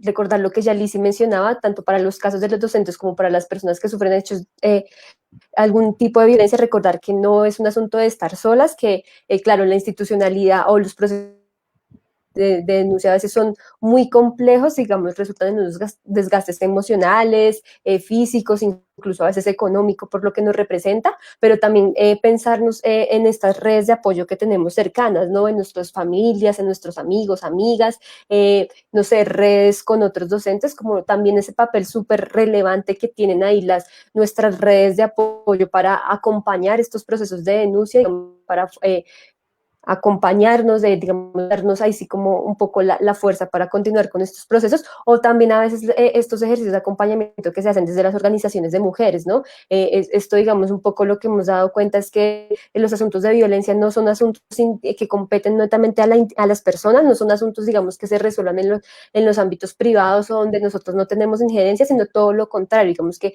hay unas responsabilidades en materia de prevención, de atención, de acompañamiento y de garantía de no repetición tanto de las entidades del Estado, pero también creo que, digamos, como sociedad tenemos algunos deberes frente al acompañamiento, digamos, a garantizar unos entornos libres de violencias. Bueno, yo creo que ha quedado entonces claro que hay muchísimas instancias en las cuales se puede acudir en un caso de esto. Como en conclusión a esa pregunta, pues decirles a todos los asistentes, docentes, que nosotros en la característica de funcionarios públicos, pues somos también objeto de circunstancias disciplinares y la entidad encargada por nuestro comportamiento para poder que rija pues esos controles es la Procuraduría. Entonces es importante si cualquier funcionario público, bien sea un funcionario de comisaría, de la fiscalía, de la misma policía, funcionario de la gobernación, de cualquier parte de eso, pues está la instancia de la Procuraduría para poder denunciar de pronto la omisión o el no buen desempeño de este funcionario. Entonces es importante tenerlo. Yo voy a hacer dos últimas preguntas ya para finalizar, porque ya pues el tiempo nos apremia, ya llevamos casi hora y 30 de transmisión. Y quiero traer aquí es una pregunta primero muy particular, pero que creo que se debe estar repitiendo mucho en esta situación de confinamiento. Entonces, llamamos aquí a la pregunta o a la inquietud de Sabrina Zapata. Sabrina nos dice, buenas tardes, ¿qué debe hacer una mujer que denunció a su esposo por violencia física y por motivo de la pandemia su esposo salió de la cárcel y ahora ella teme por su vida? Sí, por acá. No, entonces Junior ha pedido la palabra para responder esta pregunta. Sí, bueno, mira, es una situación bastante particular. Las personas condenadas por violencia intrafamiliar no hacían parte de quienes podían ser beneficiarios para salir y tener prisión domiciliaria durante el COVID, lo cual quiere decir que si alguien que cometió el delito de violencia intrafamiliar y se encuentra ahora en su casa, pues hay un mal procedimiento que habría que revisar con el IMPEC. Si esa es la situación, este reporte se puede enviar a las CIAs, nuevamente a la Defensoría del Pueblo o a la Personería, para que en articulación con el IMPEC se revise ese beneficio que fue otorgado a esa persona porque no hacía parte de los subrogados o de quienes podrían ser potencialmente beneficiarios de esta medida. Ahora, si la persona estaba en la casa por un delito distinto al de violencia intrafamiliar, esta mujer se puede cobijar por las medidas de protección para que la medida de prisión domiciliaria no se cumpla en el mismo domicilio en el cual se encuentra la mujer.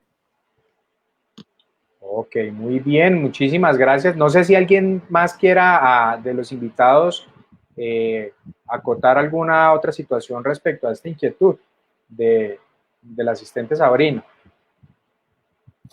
Yo solamente quisiera agregar para un asunto práctico que a dónde tiene que ir esta mujer, ¿no? Claro, ya Junior ha explicado qué hay que hacer pero ¿a dónde tiene que ir? Pues justamente aquí han dicho que ella ya denunció previamente por violencia física a su pareja o a su expareja. Entonces, si el caso es que esta persona no estaba juzgado por el delito de violencia intrafamiliar por otro asunto y este caso lo hubiese conocido comisaría de familia, debe entonces trasladarse a comisaría y será esta la autoridad competente para determinar nuevamente o modificar mejor una medida de protección que implique que esta persona no se pueda acercar. Si esa denuncia ella la hizo en fiscalía, pues será a fiscalía donde tendrá que ir a la autoridad competente a la que ella habría ido inicialmente para solicitar la medida de protección que impida que esta persona se acerque o esté en su domicilio. Ok, bueno, muchísimas gracias entonces por esa claridad. Ahí a la usuaria Sabrina, pues, para que ella tenga un poco más de información respecto a qué hacer. Bueno, y me voy con la última pregunta, pero esta pregunta es 2 en 1. La primera tiene que ver con el tema de los manuales de convivencia de las instituciones educativas. Vamos a poner acá entonces el comentario de la usuaria, quien es Marianeila Guzmán. Ella nos dice que los manuales de convivencia de las instituciones educativas contribuyen a la discriminación de género cuando la niña puede tener un corte de cabello masculino, pero un niño no puede llevar el cabello largo. Ella puede usar prendas varoniles y él no puede usar accesorios propios de ellas. Prácticas desigualitarias. Mientras más la mujer tiende a parecerse al hombre, es motivo de orgullo.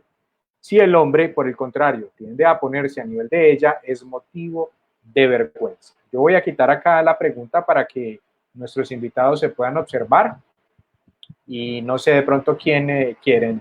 Edwin nos pide la palabra. Bueno, Edwin, vamos. Voy a abrir el micrófono y a intervenir.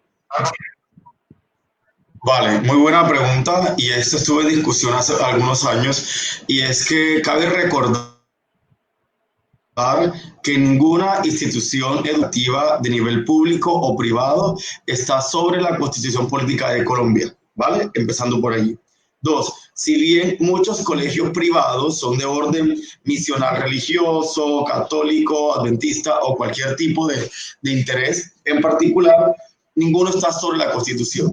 Si la Carta Magna de los Derechos para los colombianos y colombianas es la Constitución Política del 91, donde existe 1, el libre desarrollo de la personalidad, y 2, el principio de igualdad, ¿por qué una institución académica de carácter privado o público va a tomarse atribuciones de regir sobre la vida y la expresión, la identidad de género, o también sobre la apariencia de la persona, o en este caso sobre el libre desarrollo de su persona?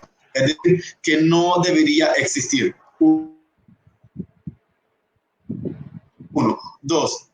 Creo que hubo un proyecto el año pasado, después de la sentencia por la muerte, ustedes conocerán, de Sergio Urrego. Recordemos que la sentencia T478 del 2015, donde también manifiesta que se revisen todos los manuales de convivencia para que ninguno de ellos cometa un delito, en este caso ya sea sobre la Constitución Política de Colombia. Y también esa misma sentencia invita a las instituciones educativas de carácter privado y público a hablar de temas de género, a que existe una cátedra de género, a que se hablen instituciones respecto al libre desarrollo de la personalidad, del respeto a la otredad, de la no discriminación, los derechos de las mujeres, los derechos de personas LGBT, la igualdad como principio fundamental, ¿vale? Entonces, si alguien conoce algún caso de alguna institución pública o privada donde algún niño o una niña está siendo castigado, está siendo obligado a comportarse, a vestirse, a llevar su cabello, a llevar la ropa, o simplemente a sus expresiones, a manejarlas de una determinada manera, de inmediato coloquemos eso en aviso de autoridades, y creo que mis compañeras y mis compañeros del nivel nacional, nivel central y las demás regiones del país estamos atentas y atentos para que las instituciones educativas no se conviertan en espacios discriminatorios, ni espacios donde se reproduzcan imaginarios machistas, ni espacios donde la discriminación sea el pan de cada día para una niña, un niño, un adolescente o cualquier persona por su expresión de género, por su identidad de género, por su apariencia física o por su libre goce y disfrute de su desarrollo de la personalidad. Entonces, es importante que las compañeras y compañeros docentes que están aquí frente a nosotras y nosotros tengan en claro eso. Si yo conozco que el manual de convivencia del colegio donde yo trabajo, las madres del divino el niño, o el colegio pentecostal cualquiera que sea, o cualquier colegio, el manual de convivencia y las el director lo cita para poder corregir a alguien, de inmediato demos aviso a las autoridades. Estamos nosotras, está la Procuraduría, está el Ministerio de Educación Nacional también, y está la sentencia que seguro mi compañera Vivian nos puede colaborar para que la coloquemos, la sentencia T478 del 2015, donde se dictan disposiciones para todas las instituciones de carácter público y privado del nivel local, departamental y nacional en Colombia. Muy bien, Edwin, muchas gracias. Sí, de hecho, por acá nuestra compañera María del Carmen, que es la funcionaria encargada de todo este tema de convivencia allí en la Dirección de Calidad Educativa, pues nos está dando acá apreciaciones respecto al tema. De hecho, también recordemos que todos estos manuales, por lo menos en lo que respecta al departamento del Tolima, fueron resignificados, considerando lo que tenía que ver con lo que está enmarcado dentro de esa sentencia. Entonces eso es claro. Sin embargo, como lo dice el funcionario Edwin, si en algún momento se llegara a estar violando esta situación, es pertinente hacer la denuncia frente a una de las instancias que ya hemos mencionado, para que se haga claridad. Algo más para añadir, entonces iría como la réplica Edwin, y luego le daríamos la palabra a Vivian. Vale, sí, considero muy importante el trabajo que realiza en el departamento del Tolima. Felicidades por este espacio, de verdad, y permitirnos encontrarnos para hablar de esto. Pero es importante también que se hable de los otros puntos de la sentencia. Existen las instituciones académicas del departamento del Tolima que estén hablando en las materias, en una materia que se llame género, se habla de derechos humanos. Eso hay que tenerlo en cuenta, porque muchas veces nos quedamos, y lo digo porque muchas hemos visto que solamente cumplimos y revisamos manuales de convivencia y se modificaron. Pero ¿acaso hay una asignatura que se hable de esto? Entonces es importante dejarlo como tarea a quienes conforman el equipo a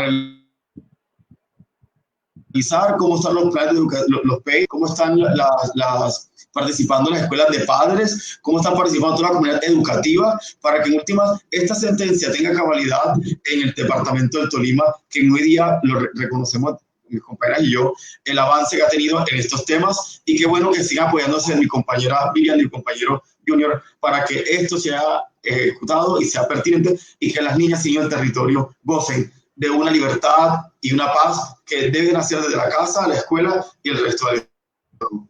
Bueno, yo ahí antes de darle el paso a la compañera Vivian, pues en materia educativa, nosotros no solamente nos hemos limitado a la parte de la reformulación o resignificación de lo que son los manuales de convivencia, también hemos hecho un esfuerzo bien grande en el fortalecimiento de lo que es el proyecto transversal de educación para la sexualidad y construcción de ciudadanía, donde trabajamos todos los temas de diversidad de género y temas que también están incluidos dentro de este proyecto transversal que tienen que ver con otras situaciones como embarazo en adolescentes, la diversidad de relaciones sexuales a temprana edad, etcétera, etcétera, inclusive hasta violencia sexual, que también trabajamos allí. Y de igual forma, recordemos también que ya en todo el territorio nacional tenemos la famosa y llamada Cátedra de la Paz, que es un espacio donde convergen muchísimas herramientas e incluida el tema de los derechos humanos, que está allí también muy presente y muy inmerso para tratar también y abordar esas temáticas. Esto también lo tenemos de una manera muy, muy evidente a nivel de fortalecimiento en nuestros establecimientos educativos en el departamento del Tolima. Bueno, ahorita sí, entonces le damos la palabra a nuestra compañera Vivian. Gracias, Fabián. Sí, quería insistir en el tema de la importancia de reflexionar respecto a qué es lo que está en los manuales o qué es lo que debería estar en los manuales de convivencia, ¿sí? Lo que debería estar en los manuales de convivencia son justamente normas que prevengan problemas de convivencia, no que generen situaciones de discriminación. Entonces es importante que nos cuestionemos, ¿sí? Como docentes revisemos nuestros manuales y problematicemos en caso de encontrar este tipo de normas, no solamente para el Tolima, sino pues a nivel nacional. Ok, bueno, muchas gracias. Bueno, y vamos con la última pregunta, pero esta pregunta yo sé que va a generar bastante controversia, porque se da para muchas interpretaciones, y bueno, queremos conocer la interpretación que tiene de pronto cada uno de ustedes. Vamos a llamar entonces aquí, esta sugerencia o este comentario nos lo hace Orlando González. Él dice, Titula así: Sujetos, sujetas, sujetos. El lenguaje fue un imaginario masculino más masculino, pero no comparto esa dicotomía de siempre separar en el lenguaje esto. Entonces, si digo estudiante, ¿no incluye lo femenino? Esto es una situación ya a nivel de cómo dirigirnos, cómo interpretar el tema del lenguaje. Y a esto se han dado muchísimas interpretaciones, inclusive hasta la Real Academia de la Lengua se ha manifestado en torno a este tipo de situaciones. Pero quisiéramos conocer más allá de lo que pueda estar determinado desde el punto de vista lingüístico sobre lo que opinan y piensan ustedes que manejan estos temas a diario. ¿Quién pide la palabra? Yo. Diana va primero, luego No, va pues, Edwin. Bueno, ahí hay, digamos, datos frente al lenguaje incluyente, tienen varios aspectos. Uno es el sentido político, ¿no? De lo que no se nombra no existe, ¿no? Y es las disputas también de porque tenemos, digamos, porque las generalizaciones tienen que partir siempre desde lo masculino y ahí nos debemos sentir incluidas todas las personas, ¿no? O porque no darnos las disputas frente a, digamos, si resulta molesto nombrar el tema de los, las, o incluso les, como otros sufijos, digamos, que hacen referencia a las diversidades, pues usen palabras, digamos, que no, digamos, no hagan referencia netamente a lo masculino, ¿no? Entonces, no sé, por ejemplo, usar como las personas, ¿no? Que es una, digamos, mucho más general y que rompe un poco con estas lecturas siempre muy masculinizadas del lenguaje, ¿no?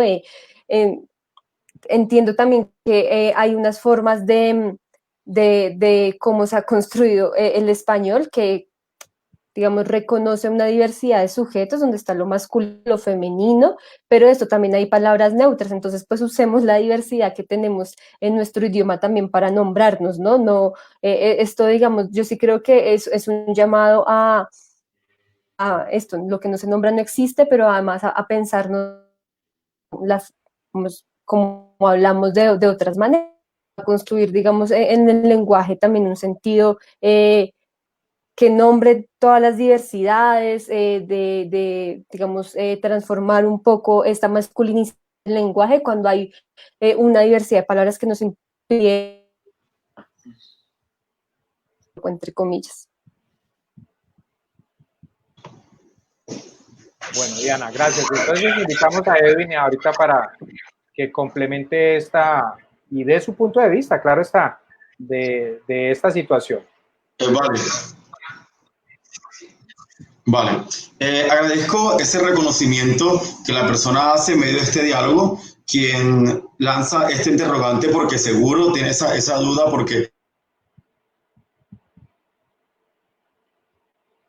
lo escucha en diferentes españolas. Es la institución que se encarga de todo el lenguaje y que el castellano y el español se use de manera correcta, ¿cierto? En los países en los que hablamos esta lengua no nativa, pero sí adaptada después de la colonización y demás, para no vernos en la historia, dejemos por ahí.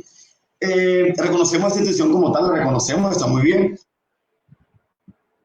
Pero también, como estamos aquí, venimos de procesos sociales de activismo, venimos de procesos de trabajo de campo con las comunidades, venimos del trabajo social reconocido con las mujeres, víctimas del conflicto armado, personas en contexto de desplazamiento, personas LGBT.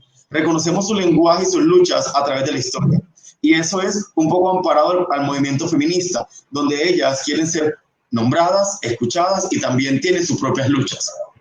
Entonces, como uso del lenguaje, el lenguaje de este caso incluyente, hablamos de nosotras y nosotros, y algunos hasta hablan de nosotros. En países como Argentina, nosotras, nosotras y nosotres, para usar la pluralidad del lenguaje. Reconocemos la lucha de las mujeres y la lucha del movimiento social de mujeres y el movimiento LGBT. Si bien nos enseñaron de la escuela, de que al decir nosotros entramos todos y nos cobija como una sombrilla a los que estamos ahí dentro, ¿cierto? Pero al estar ahí dentro no reconocemos a quienes están ahí dentro que somos tan distintas y distintos entre sí. Entonces, hablar de sujetas y sujetos de derechos es también un reconocimiento al movimiento social, 2, un reconocimiento a las luchas, y 3, es un reconocimiento a la historia viva que muchas cuentan hoy en la lucha, en este caso feminista, en la lucha de diversidad sexual y en la lucha de reconocer en el lenguaje, de nombrarlas. Eso exactamente nos vamos a traer en muchos textos de sociología, en textos de género, donde hablamos también del reconocernos como actoras y actores sociales, ¿vale? Como sujetas y sujetos de cambio. Entonces, creo que es importante usarlo en el lenguaje porque no perdemos nada con mencionarlas. Es decir, sujetas y sujetos de derecho nos cuesta 3.2 milésimas de segundo mencionarla y creo que no nos agota en ningún momento si no reconocemos las luchas de las que hoy día han logrado que los derechos de las mujeres y los derechos de personas LGBT en la actualidad política y social y hasta en la residencial, en nuestras familias, se hable de esto. Yo creo que la invitación es a los profesores, docentes que están aquí, y miren, si uso la palabra profesores, puedo decir profesoras, o digo simplemente docentes, y creo que mujeres y hombres se reconocen allí, ¿vale? Por si digo docente, los hombres no se sienten excluidos, o si digo profesoras, los profesores no se sienten reconocidos. Entonces usemos el lenguaje, como decía mi compañera Diana, de mencionarlas y de mencionarnos para que en últimas hagamos de este país, en el uso del lenguaje y también la descomposición del imaginario negativo, de la reproducción del machismo que muchas veces tenemos,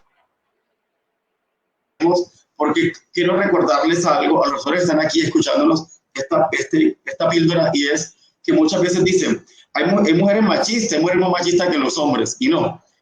Muchas mujeres, con base en la cultura, reproducen expresiones machistas, no son machistas per se, ¿vale? Entonces, con esa píldora que le acabo de dar a las profesoras allí y a los profesores, donde quitemos del lenguaje decir que las mujeres son machistas, porque las mujeres no son machistas por sí. Reproducen expresiones machistas o reproducen imaginarios machistas porque la cultura en la que estamos nos ha hecho actuar de esa manera, o nos ha hecho pensar de esa manera, o nos ha hecho de que reproduzcamos esos imaginarios de esa manera. Entonces, siempre decirlo, siempre tenerlo, y trabajemos las docentes y los docentes para que nuestros escenarios, las aulas de clases, se conviertan en espacios garantes de la igualdad, en reconocimiento de la diversidad étnica, racial, política y religiosa, y que en últimas veamos que en estas micro sociedades que son las escuelas hay espacio para todas y para todos. Muchas gracias. Bueno, Edwin, muchísimas gracias. Bueno, no sé si Junior quiere acotar algo más a este tema, o por parte de la dupla Tolima, ya para finalizar. Bueno, yo siempre pienso que el lenguaje sí termina siendo muy importante, ¿sí? Y solamente voy a dejar un ejemplo que me parece interesante, y es como sí es importante pensarnos más cómo lo usamos, ¿no? Por ejemplo, si yo me refiero a un hombre con carácter, ¿sí? Hay un estereotipo de que un hombre con carácter es un hombre que es fuerte, que es bueno para dirigir, que tiene unas habilidades, ¿cierto? Pero si por el contrario me pienso en una mujer con carácter, también hay unos estereotipos frente a una mujer con carácter. Puede ser una mujer cansona, cantaletosa, mal geniada, ¿cierto? Entonces creo que sí es importante que desde ahí nos lo pensemos. Recuerden ese triángulo que les presentaba de la violencia cultural. La violencia cultural se reproduce también a partir del lenguaje. Entonces es la invitación a eso, a pensarnos realmente, a pensarnos como docentes cómo contribuimos al refuerzo de esos estereotipos. Bueno, Vivian, muchas gracias. Bueno, antes de terminar ya de dar la conclusión final, quiero recordarles el diligenciamiento del formulario.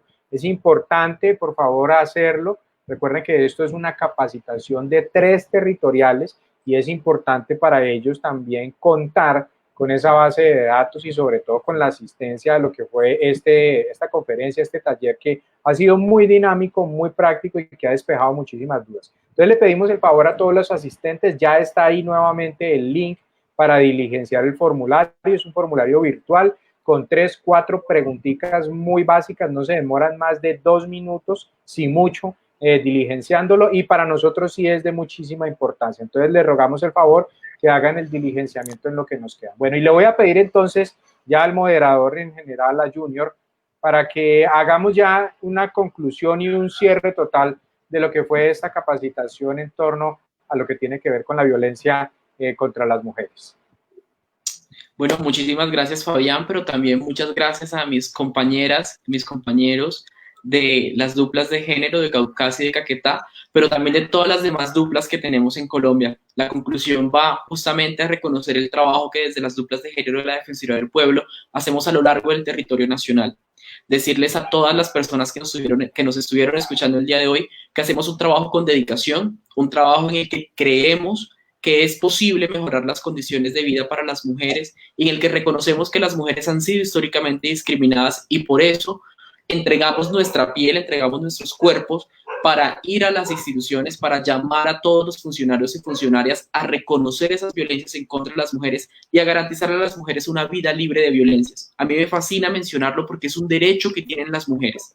El derecho humano a una vida libre de violencias existe en nuestro país y tenemos que asegurar que a las mujeres se les garantice ese derecho.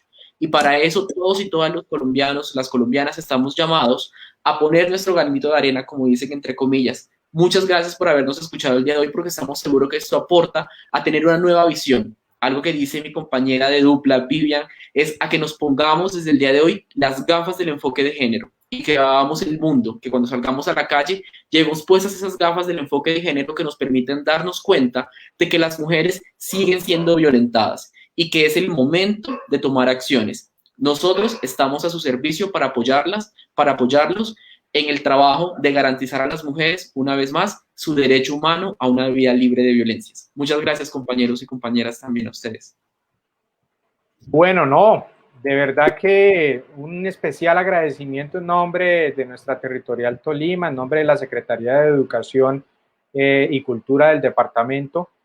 Muchas gracias a ustedes por habernos acompañado en esta tarde, por habernos despejado muchísimas dudas que, si bien es cierto, son situaciones del día a día, pero que todos los días generan más incertidumbre, más dudas, más inquietudes, y lo hemos visto hoy con las inquietudes que han manifestado inclusive muchos de los asistentes. Agradecerles enormemente de todo corazón. Esperamos de pronto en una próxima oportunidad poder contar con ustedes para que también nos ayuden a abordar otros temas que también sé que son de mucho interés para nuestra comunidad educativa. Saludar a cada una de las personas que se vincularon en esta tarde, no solamente de acá del departamento del Tolima, sino también de cada una de las territoriales que ustedes representan. Muchísimas gracias.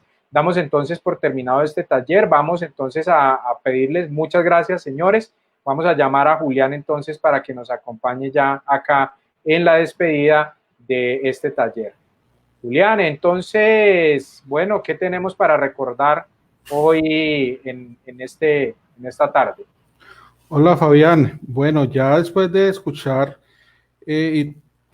a todos los ponentes de la presente capacitación de la conferencia, pues creo que a todos en general nos queda muy clara toda la información al respecto. Agradecer a todas las personas que nos acompañaron en la tarde del día de hoy e invitarlos a que sigan conectados con el equipo de calidad educativa de la escuela virtual en su serie de capacitaciones que vamos a seguir teniendo y los diferentes talleres. Recordarles que tenemos una página, una fanpage en Facebook, que es www.facebook.com/Caledutol, ¿sí? /Caledutol. Recuerden esa palabra, Caledutol, Calidad Educativa Tolima. E igualmente, en YouTube también deben seguirnos, suscribirse para que tengan acceso a toda la información. Esta conferencia que acabamos de tener va a estar en contadas horas, va a estar ya cargada tanto en Facebook como en el YouTube para que ustedes puedan acceder cuantas veces lo deseen a esta información y repetirla. Cualquier información adicional nos pueden contactar. Aquí tenemos los correos electrónicos de las personas que estamos en este momento encargados de la escuela virtual. Un saludo especial de todo el equipo y agradecerles a todos ustedes por su participación y a las personas de la Defensoría del Pueblo por brindarnos esta información tan importante, Fabián. Básicamente eso sería. Listo, Julián, entonces no les quitamos más tiempo, agradecemos mucho la participación. Nos veremos mañana en dos talleres muy importantes que vamos a realizar. El taller de lectura y escritura, que es habitual todos los miércoles a las 9 de la mañana. Y en la tarde tenemos el taller de primera infancia, que va a estar direccionado por dos docentes de este nivel educativo, donde nos van a desglosar y nos van a ilustrar con herramientas y tácticas y estrategias muy importantes para el quehacer de los docentes de preescolar y obviamente pues de primera infancia. Saludarlos muy especialmente. Recuerden que nosotros somos la escuela virtual de la Secretaría de Educación Departamental Educa Tolima. Tengan ustedes una muy buena tarde. Hasta luego.